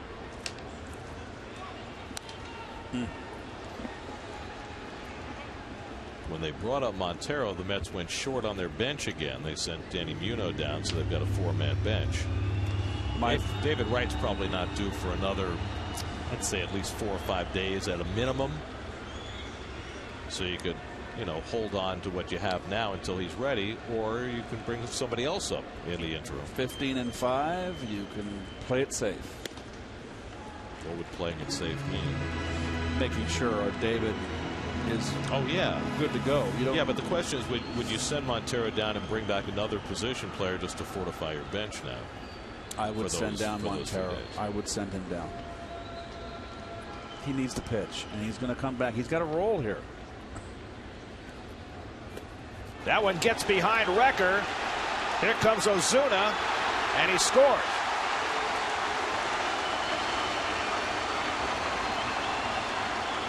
A wild pitch by Carlisle brings home the 3rd run of the inning. What a nice play by Recker on the feed. It deked Ozuna. He slowed down. Watch this behind the back kind of feed here. That's nice. And Ozuna, if he lottie-dotted, he'd have been out. Carlisle a little late getting there too.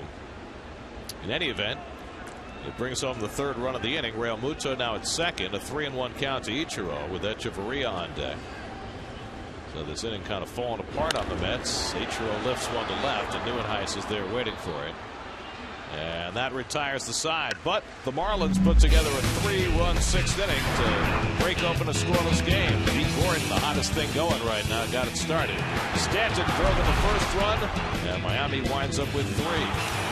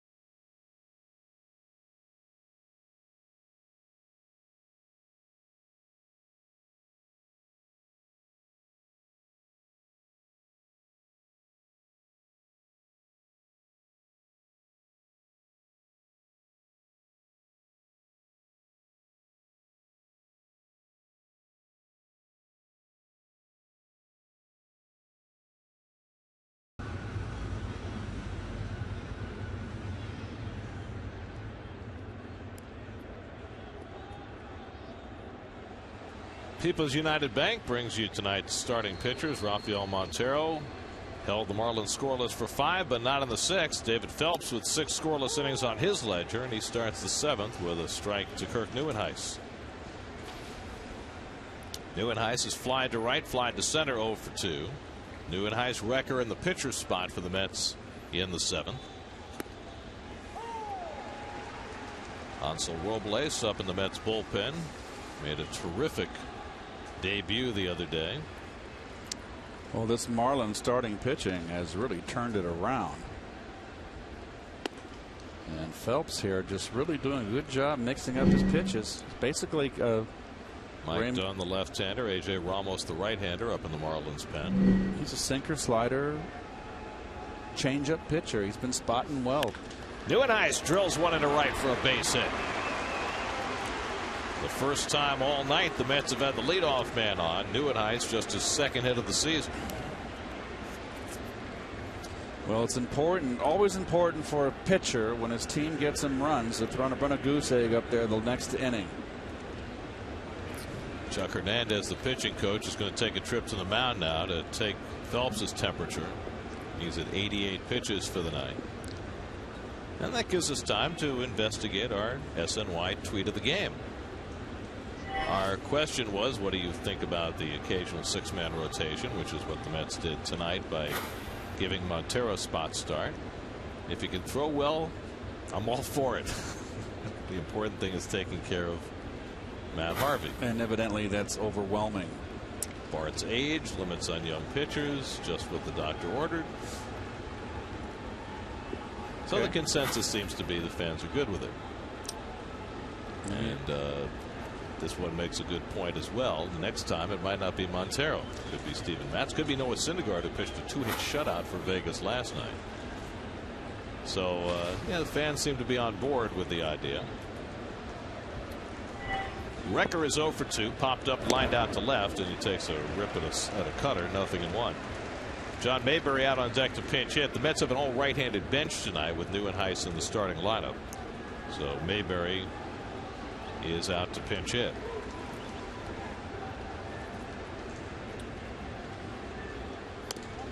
And Recker watches outside. 1-1.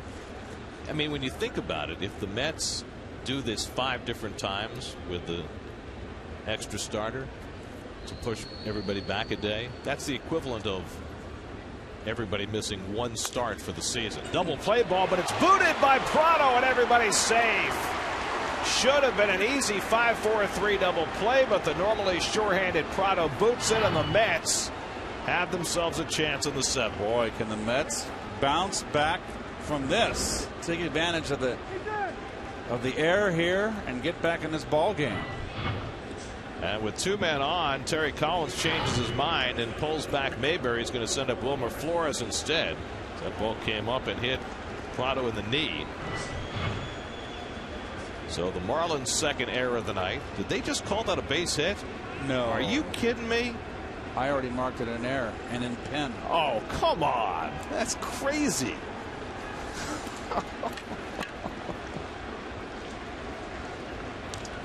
Well, that's going to be all for Phelps.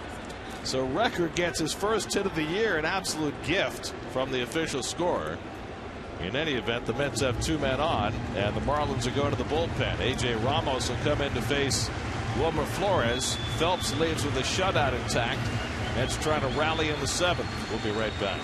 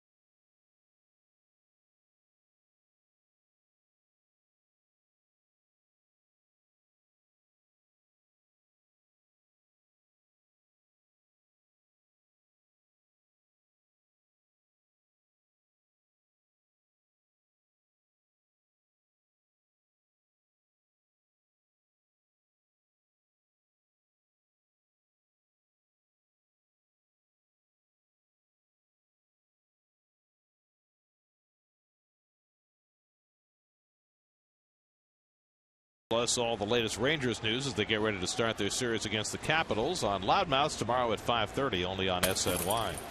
A.J. Ramos in to pitch to the pinch hitter Wilmer Flores with 2 aboard. Ooh. And he throws that first pitch breaking ball to get ahead. One of the hardest throwers in the National League, Ramos.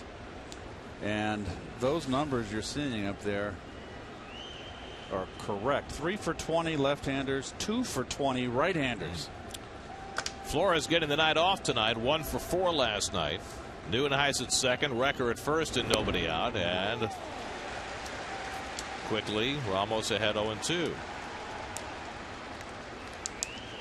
So Phelps went 6 innings plus, allowed 7 hits, no walks, 4 strikeouts, and thus far no runs.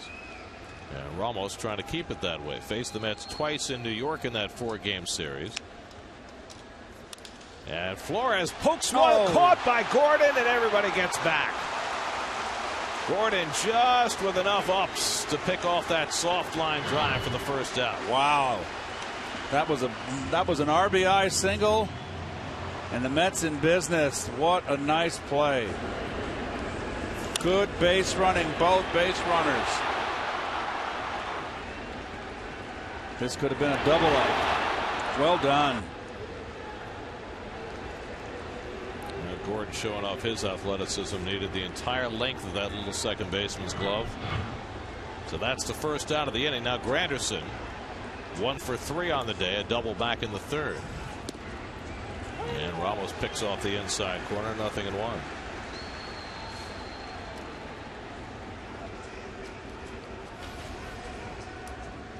Granderson, the tying run at the plate.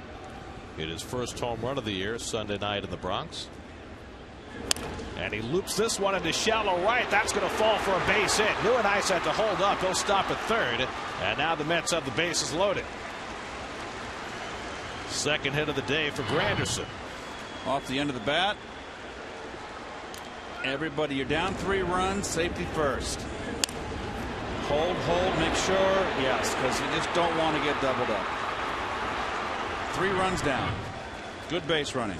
So now the tying runs are on base. NYN AT MIA at third, Recker at second, Granderson at first, and Juan Lagares, who's been stymied so far tonight after going 8 for 12 over the last 3 games.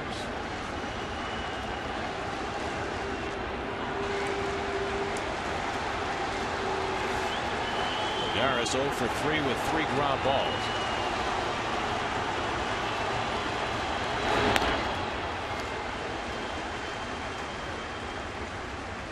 Juan is 1 for 6 in his career against A.J. Ramos. Good speed at third with NYN AT MIA, not so much with Recker. Granderson at first.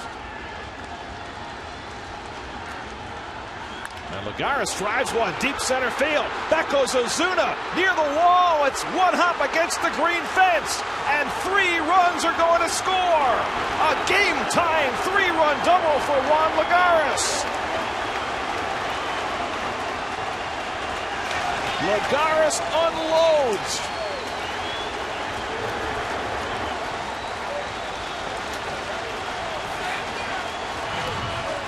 Gets the barrel out here on a hard thrower, inner half.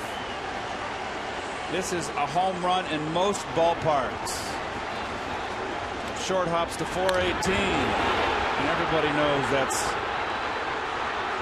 the only one you got to be concerned about is the back runner, and Granderson read it perfectly and scores easily. How about these Mets? Lagares had been held in check by the starter Phelps, but he has been swinging a hot bat, and he hits one 410 feet to tie up the game. Ramos exit. They'll bring in the left-hander to face Duda. 3-3 in the 7th. We'll be right back.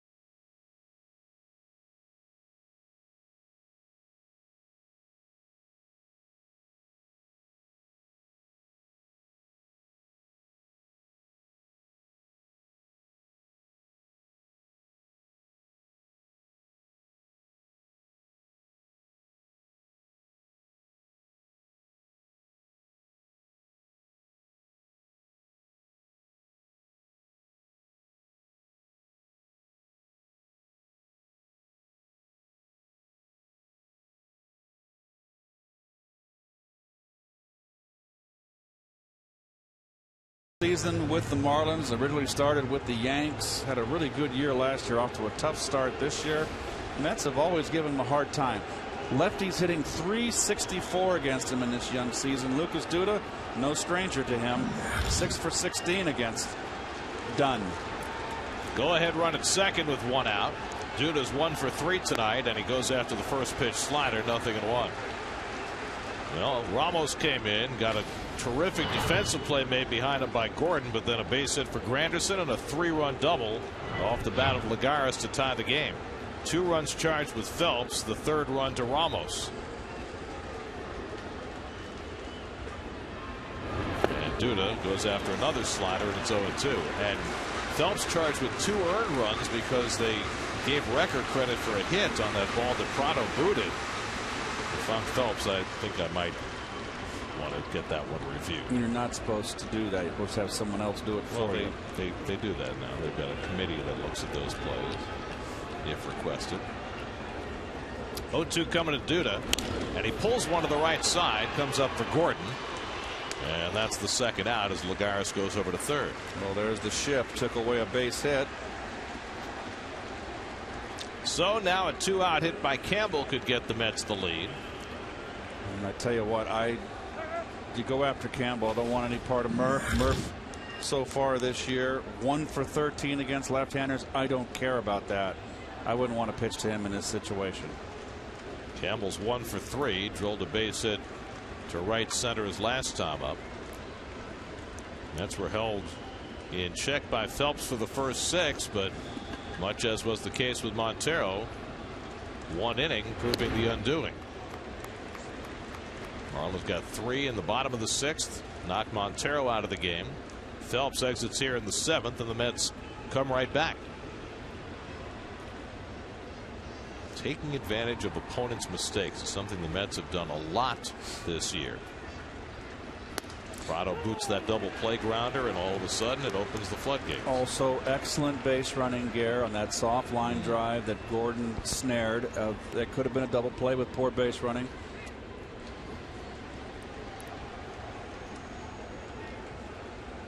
One and 1 to Campbell. And backdoor slider for a strike, 1-2. Wow, what a bad throw back to the pitcher with a runner on 3rd base. Backdoor slide ball.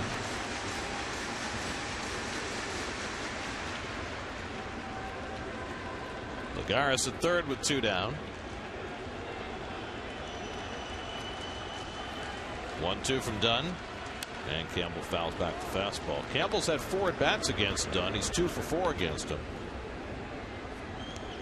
Seems like the Mets have always done pretty well against Mike Dunn. Well, he's certainly has been their main left-hander. He's just had an up-and-down career. Tends to be wild. He's never become precise with his pitches. Power pitcher. And Campbell goes down swinging on the high hard one. So Dunn comes in and gets the job done, but the Mets get even. Bases loaded, and Lagares unloads a 410-foot double, drives in 3, and the Mets draw even. 7th inning stretch in Miami.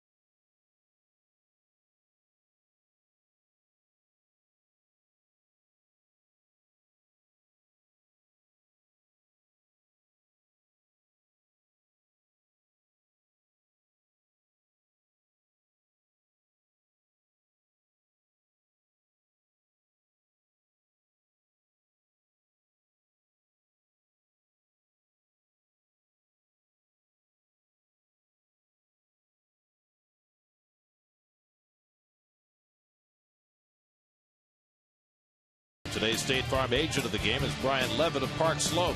Contact Brian at WeInsureNewYork.com. By Heineken, open your world. And by Optimum, presenting Mets games in crystal clear HD. Alex Torres comes on in relief for New York as we go to the bottom of the 7th. The last lefty acquired in front of the late spring training from the Padres. Pitched Sunday night against the Yankees. Should be fresh. Worked a 1-2-3 inning in that 8th inning Sunday. Danny Echeverria leads off and takes a fastball for a strike. The other Torres, Carlos, up in the Mets bullpen. And Brian Morris up in the Marlins pen. Echeverria at the plate. Jeff Baker on deck to pinch hit with the pitcher's spot due up next. And Echeverria takes it low. The Mets got Alex Torres and they dealt young Corey Mazzoni to San Diego. The Padres just called up Mazzoni and he made his big league debut last night against the Astros, and he gave up a 2-run homer to Colby Rasmus. But nice to see Mazzoni getting to the big leagues for the first time. Good off-speed pitch. That's his stock and trade, that changeup. He's been one of these left-handers that's more effective against the righty. Why? Because of that pitch right there. Little turnover, almost like a screwball. Like a John Franco changeup. 1-2 to Echeverria, who was intentionally walked his last time up. And he comes up and in and gets him. Torres with the fastball strikes out Echeverria, 1 away. Ties him up and in. Chased. Completely tied him up. Now Jeff Baker, the veteran pinch hitter, looking for his first hit of the season.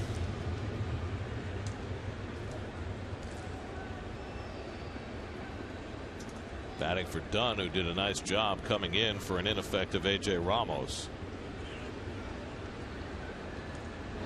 And Baker late on that fastball, 0-1.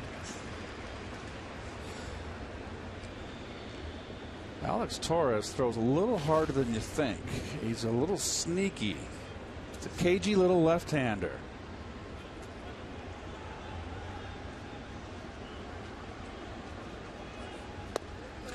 And a lot has fallen on his lap, on his shoulders, with Blevins going down, Garrett. Well, first edging, which led to the Mets picking up both Blevins and Torres, and then Blevins has his arm broken by a line drive.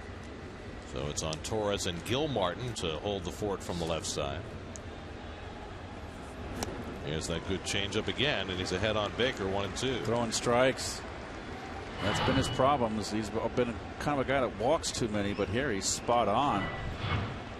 But he's the guy that they're going to go to. Gilmartin's not going to be the guy that they're going to go to late in a ball game, in a close game. Left-hand hitter D. Gordon on deck. Torres ahead on Baker, 1-2. A little bit low with the fastball, 2-2. Baker has done a lot of pinch hitting in his career. He's had 226 career pinch hit at bats. 48 hits. 212 as a pinch hitter, 266 lifetime hitter. Strike 3 call, got him looking at a fastball. Alex Torres with back-to-back strikeouts to start the bottom of the 7th. He's one of those guys that can give right-handers fits. You get worried about that screwball change, and boom, he sneaks a fastball by you. So now the red-hot D. Gordon, already 2 hits today. A double to left center, a single to right. Scored the first run of the game in the 6th inning. There you see the hit leaders in the National League, and Gordon with a substantial lead. Brought to you by DraftKings. And Gordon foul tips one, 0-1. Oh, this Met ball club has shown an awful lot of resilience. Well, they've already had 8 come from behind wins today, this year, and they're going for number 9 today. Gordon tries to drop down a bunt. You like that play with 2 out, nobody on? I don't mind it because you've got a guy that can steal a base. You know, he can get on and steal. If he does that and he gets on, he's got to try to steal a base, get in scoring position. But he's the second time he's tried to bunt, correct? Well, he's going to do that a lot. Yeah, he's failed twice tonight.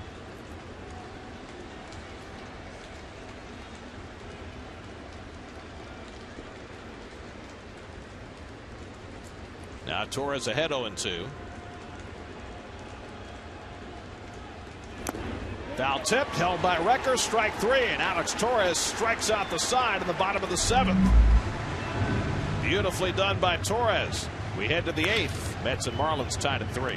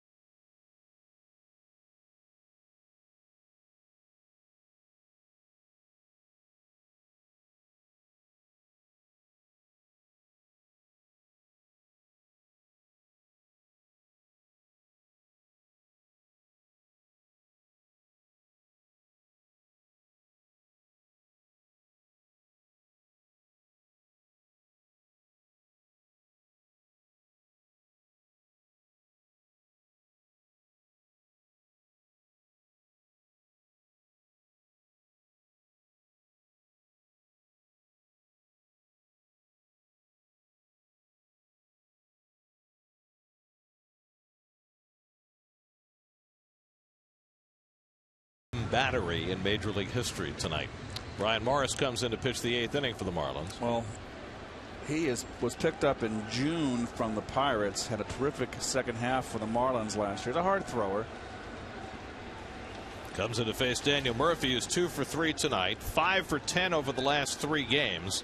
Had the big hit last night with a 3-run homer, and he bats in a tie game leading off the 8th.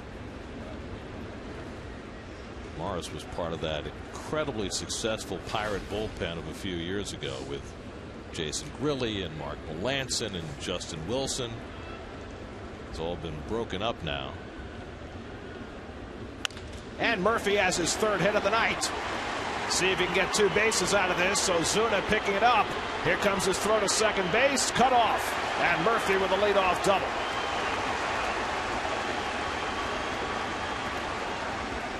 Well, as I've said, Murph should own left center field. Look at that, going right with the pitch, a little closer to the plate, more barrel of the bat to cover the outside corner.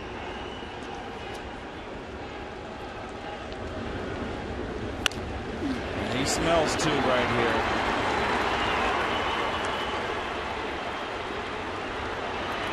His 4th extra base hit in the last 3 games. So Murphy at second, nobody out. Now do you bunt with Tejada? Yes, I would. Marlins are looking for it. Corners in. Why? Because Ruben hasn't been playing very much and he hasn't really been hitting. Get the runner to third. Got to.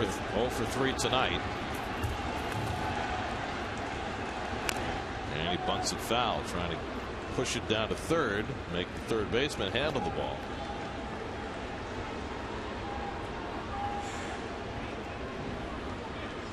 Kirk Neuenhuis, the on-deck batter.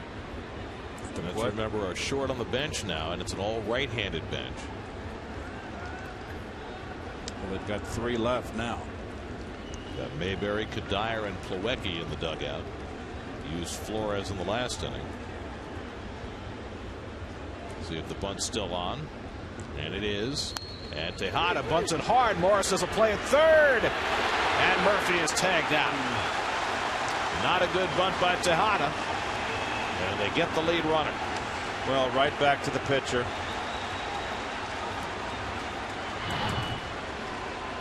And this is the perfect view for you to see right here. Too hard and right to the pitcher. No hesitation. So they fail to execute. Murphy is claiming that he got in before the tag, and he's hanging around to wait and see if Terry Collins will challenge, but the Mets are not going to.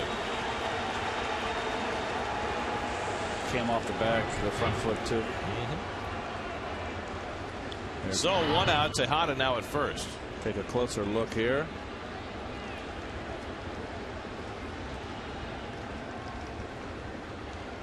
He did beat the no, he slid past the bag. Yep.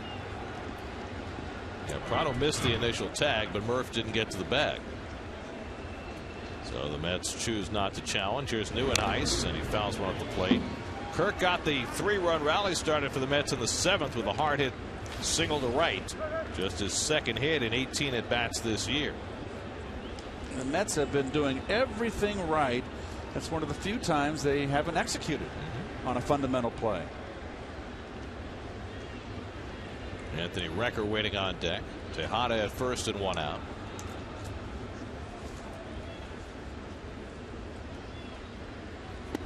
And a check swing, and he went around.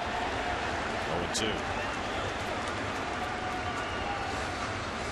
Tomorrow night, final game of this series. Bartolo Colon on the mound for the Mets against Matt Latos. Our coverage begins at 6 o'clock tomorrow night, right here on SNY.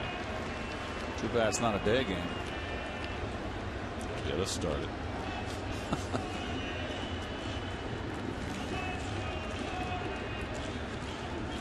Morris ahead on Neuenhuis 0-2. And Kirk lays off that one. Real Muto blocks it nicely. Real Muto's shown some agility back behind the plate here in this series. Newcomer right here. Look at that. Beautifully done.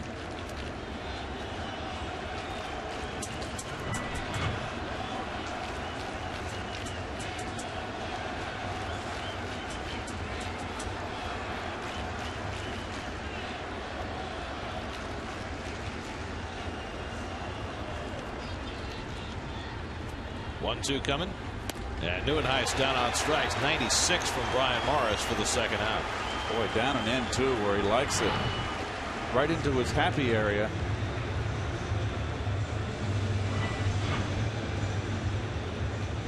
So 2 out, and it's left to Anthony Recker, who picked up his first quote-unquote base hit of the season his last time up. He'll take it. A grounder to third that came up on Prado, and somehow the scorer judged it a base hit. It didn't come up. He just missed it. It was a double play. Hit him in the knee. Tejada at first and 2 out. Recker has a knack for the late inning close game home run. Takes outside for ball 1. Ron Copa's called a very, very good game behind home plate. He has been consistent,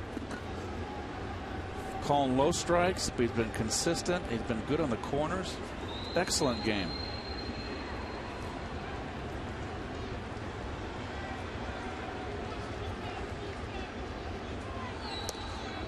And Morris behind on Recker 2-0. Michael Kadire has come out on deck. Kadire will pinch hit if Recker can keep the inning going. These spots, though, these are Recker's spots. Well, the Mets have been coming through in these spots as a team, and Prado guarding the line, playing deep at third base.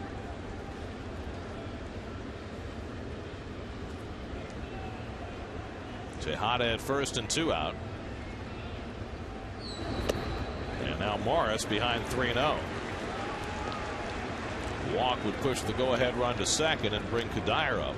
Gosh, do you give Recker a hit sign? He's got pop. Boy, that'd be tough. I hear you. Everything's going your way, right? Everything you roll the dice, it comes up 7 or 11. I'd really be surprised. Let's see.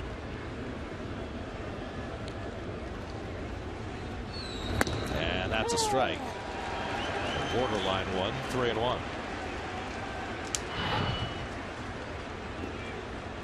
Bell tie.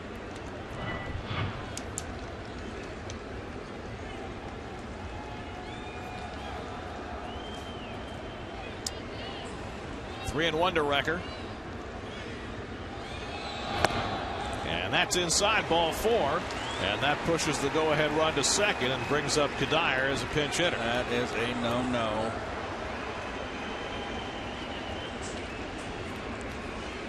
So now Kadire, who was getting the day off, he went 0 for 4 last night. He's just 2 for his last 27. In his career as a pinch hitter, get this, 16 for 43s, 372 as a pinch hitter in his career. He's a hitter. With 2 career pinch hit home runs. So he hasn't done it much, but he's had a lot of success when he has. Tejada at second, Recker at first with 2 down. Mets looking for the lead run here in the 8th.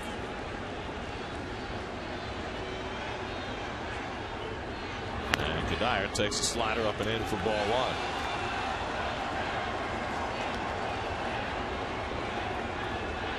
Thou shall not take when pinch hitting. Now you're 1-0. 0 in on a fastball.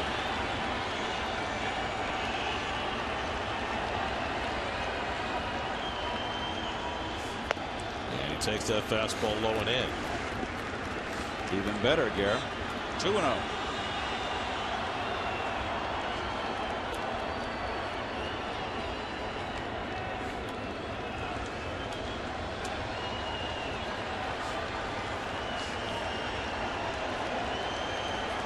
Anderson on deck. Mets were down 3-0 in this game before Lagares' 3-run double tied it in the 7th. Now Kadire trying to get them the lead. 2-0 for Morris. Goes after the fastball away. 2-1.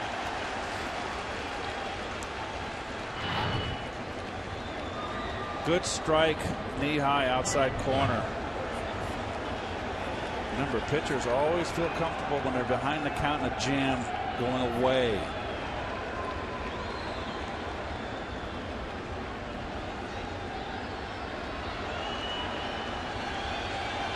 And Kadire hits it right at the shortstop. Echeverria gets the force to end the inning. That's going to lead off double, but can't score. Keeps it a 3-3 game going to the bottom of the 8th.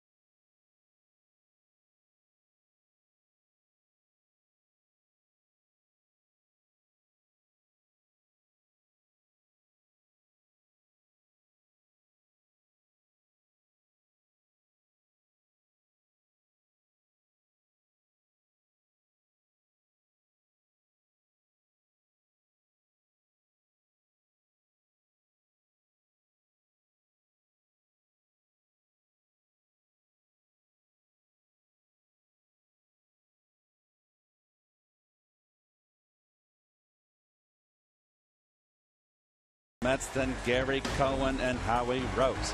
SNY looking for 2 fans to compete against the best.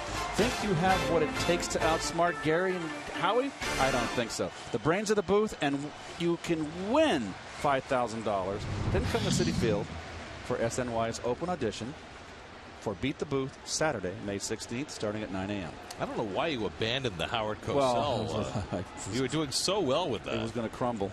Carlos Torres pitching the bottom of the 8th. Martin Prado leads off and takes it high. Carlos last night threw one pitch. It was a big one. With a couple of men on after the Marlins scored in the 8th, he got Stanton to pop up, which kept it a one-run game going to the 9th, and he wound up being the winning pitcher. Now he falls behind Prado 2-0. Alex Torres was spectacular. Struck out the side of the 7th. Now Carlos gets Prado, Stanton, and Ozuna in the 8th. Oh, they'll have a rematch, he and Stanton, from last night. There's a strike, 2-1. Rafael Montero started, went 5 2/3, allowed 3 runs and 5 hits, but really pitched better than that. Buddy Carlisle got his man, retiring Ichiro in the 6th, and then Alex Torres with the 1-2-3-7. Now Carlos Torres behind on Prado, 3-1.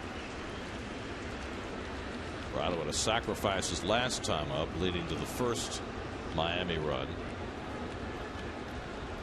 Otherwise 0 for 2. And Torres walks him, leading off in the bottom of the 8th. Carlos has had a couple outings where he's had lapses with his control, which we're not accustomed to seeing. Right. So now he's got to go after Stanton. He's hit the ball hard his last 2 times up, lined out to third in the 4th inning, and then had the base hit through the hole in the left to drive in the first run of the game in the 6th. No, they're not thinking a bunt here, are they? Campbell, he's No. playing that in the next county. I think if he bunts, you have a real headline. and guarding the line, something the Mets don't normally do. And Torres having trouble throwing strikes. Then again, they've been guarding the line at third against Stanton all night, and that had Campbell in perfect position to field his line drive back in the 4th.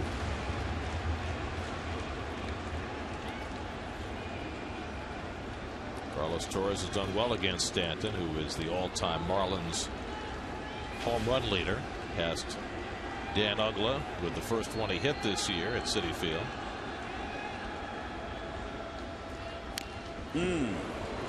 That was power to power. Upstairs fastball, and you don't want to do that. He's a little scary when he swings the bat. 18 home runs against the Mets, more than anybody else since he made his debut. Prado the go-ahead run at first with nobody out.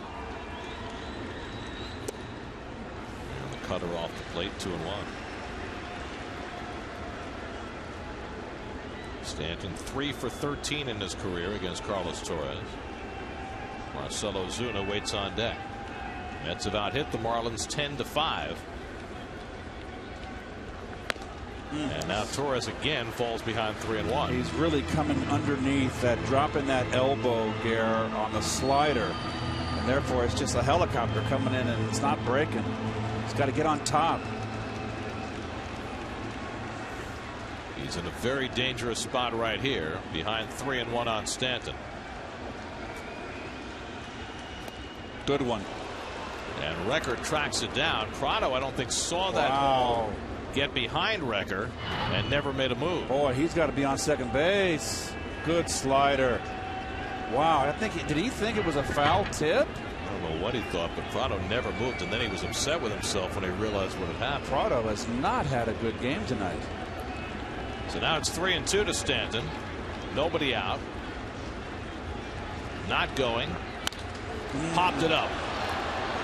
Campbell into foul ground.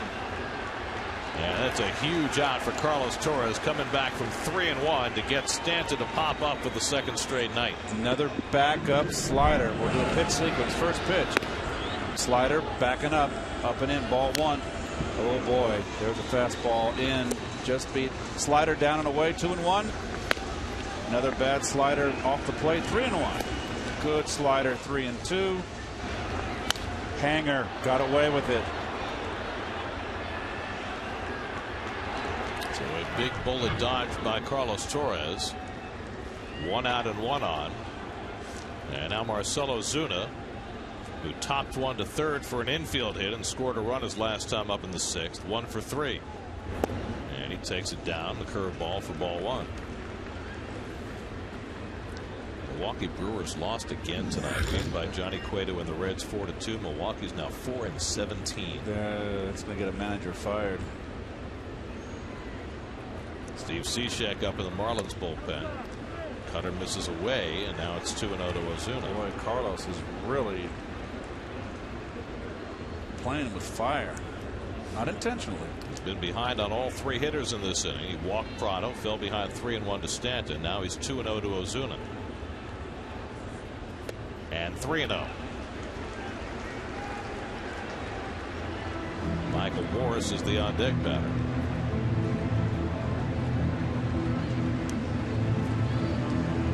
Bob Guerin, the bench coach, controlling the running game. I'll be calling pitches too. 3-0 to Ozuna. And he walked him. Second walk of the inning for Carlos. So his control really eluding him tonight. And he's going to have to try and battle through it to face Mike Morris. First, Dan Worthen will pay a visit to the mound. Well, what's left of the bullpen for the Mets is their back end of their, their front end of their bullpen. And that's Gil Martin, Goodell, and Robles. Not a whole lot of experience. So I believe that Terry, he's going to stick with the veteran. He's going to win or lose with Carlos here. Torres has to figure out how to make the adjustments now. Well, he's been hooking that cutter out of the strike zone. So one thing that used to drive Whitey Herzog crazy was relief pitchers that didn't throw strikes. Whitey always had no patience with that. Whitey would get relievers that would come in and throw strikes. Hansel Robles, who's made one big league appearance, and it was a very impressive one at Yankee Stadium, getting himself ready. Morris has had 4 career at-bats against Torres, 2 for 4 with a home run. By the way, remember when the Braves had a 9-1 lead on the Nats tonight? What is it now? It's now 11-10 Atlanta in the 7th. Can you imagine? Wow. It's never over till it's over. Denard Span hit a home run. We'll show you how crazy that game is. So here's Morris, who's 0 for 3 tonight. Struck out, reached on there, flied out. And Morris hits one up the middle. That's a base hit. Prado to third, being waved in. Here comes Lagares' throw to the plate on a hop, not in time. And the Marlins go back in front. Ran through a stop sign. Michael Morris drives in the go-ahead run, and the Marlins go ahead 4-3. Well, that's what I'm talking about is hitting. You young hitters, you got a pitcher in trouble. The runner's in scoring position, a bit wild, walk 2 guys. Don't let him get that first pitch fastball by you. And Prado went right through the sign. Brett Butler, the third base coach for the Marlins, trying to stop him. But he wasn't to be stopped. Man, he beat the throw. I have to say also, Lagares, had trouble with his elbow last year. He is not throwing the ball as well this year as he did last year. Accurately and hitting cutoff. But it's not as strong. Not the zip. Right. And, we didn't know because he really didn't cut loose during spring training, but that's certainly something that bears watching. So here's Real Muto, who had a base hit to drive and a run his last time up. And he takes a cutter for a strike. Well, look at your left-hand part of the screen, the third base coach, Brett Butler. That's a hold sign, is it not, folks? Raise your hands if you're sure. Well, ignored but happy.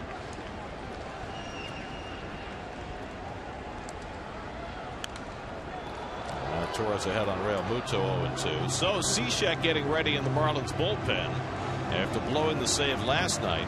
Mets will have the top of the order coming up in the 9th inning tonight. Granderson, Lagares, and Duda. Cishek's had only 1 save this year in 3 chances. First, Carlos Torres has to try and get through this bottom of the 8th with just the 1 run. 0-2 to Real Muto, and he fouls it back again. Coming up tonight after the postgame show, it's Geico Sports Night. Chris Carlin looking back on Engelbert Humperdinck at the Coliseum. Engelbert's going to have put on a show? Well, he did in 1979. Okay, I wasn't paying attention to Chris. Sorry, Chris. After the loving. Line to the center. Here comes Lagares to pick it off. That's where playing shallow pays off for Lagares. And Real Muto retired for the second out. Boy, they're hitting some shots off of Carlos here. So now 2 out and 2 on, and Torres with a chance to limit the damage as he takes on Ichiro. 2 walks and a run scoring hit by Michael Morris, producing a run. And that pitching staff came into the day having walked fewer batters than any staff in the National League, but the 2 walks by Torres really hurting here in the 8th. Montero had just an intentional walk in his 5 2/3 tonight, and that had been the only walk issued by the Mets before this inning. Ichiro 0 for 3 tonight, 0 for 6 in the series, and he takes a strike. He's really throwing a flat breaking ball, Gary. He's not getting on top. He's getting himself in trouble.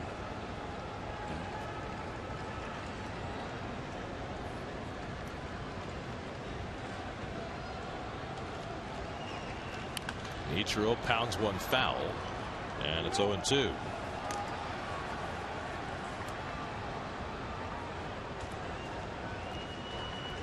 Torres, who led the major leagues in relief innings last year, 92 innings of relief, 5 more in 1 spot start. That's a ton of innings for a relief pitcher, and you wonder sometimes about the effect that has the following year.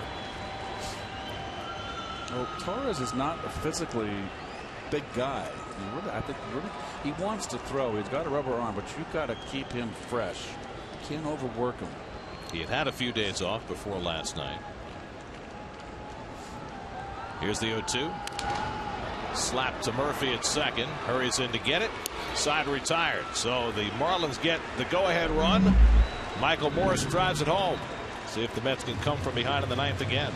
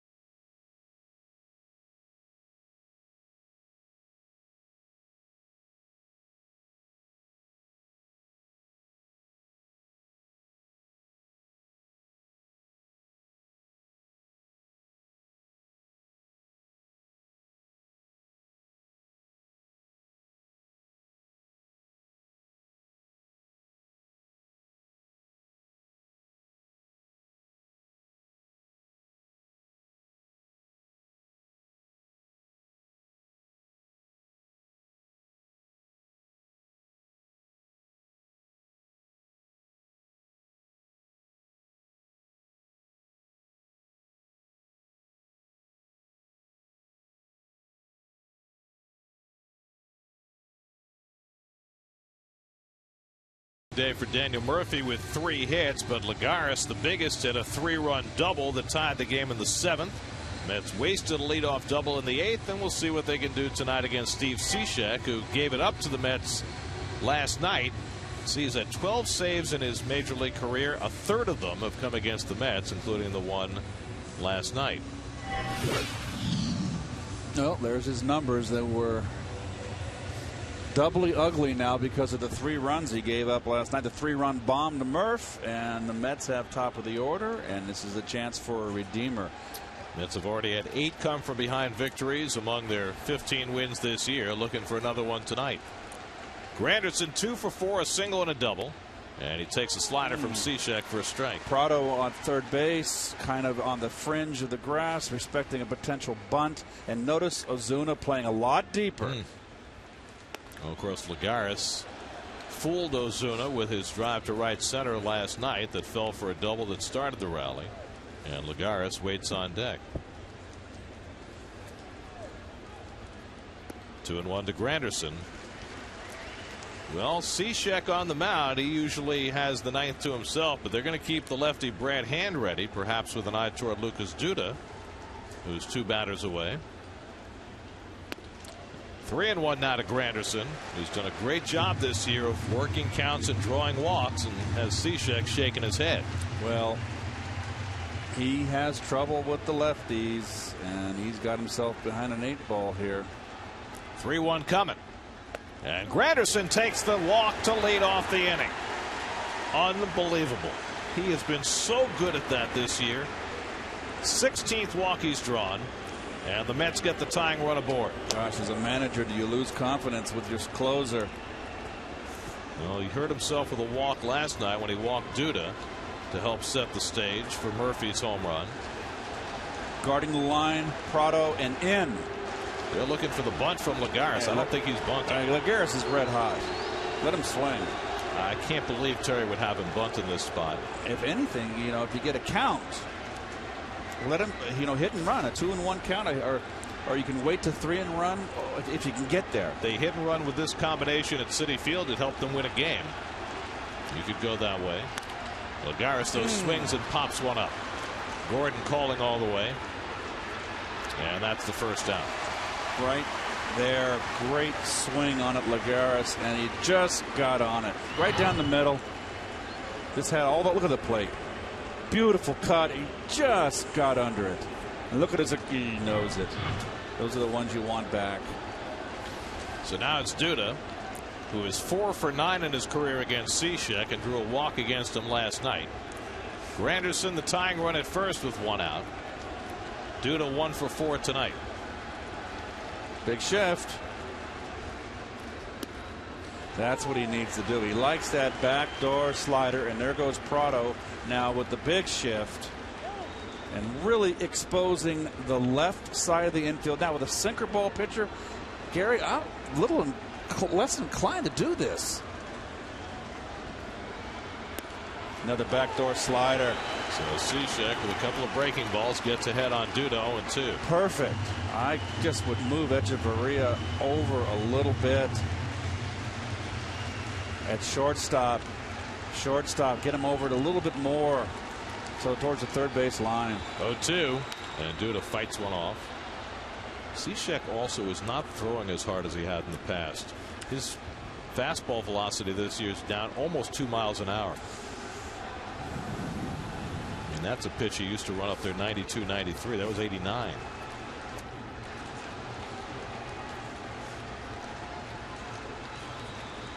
Oh, and 2 to Lucas. And he fouls off that fastball. Mets have been very good with 2 strikes. Pretty much up and down the lineup. They've been fighting. Second fewest strikeouts of any team in the National League. They've struck out 6 times tonight.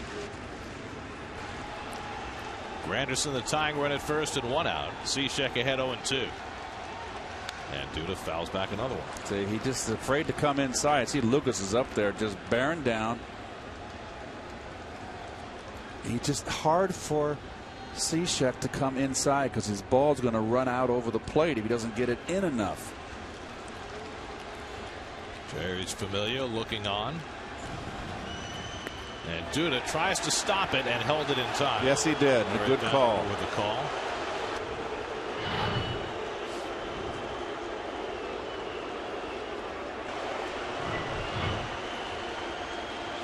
It's 1-2.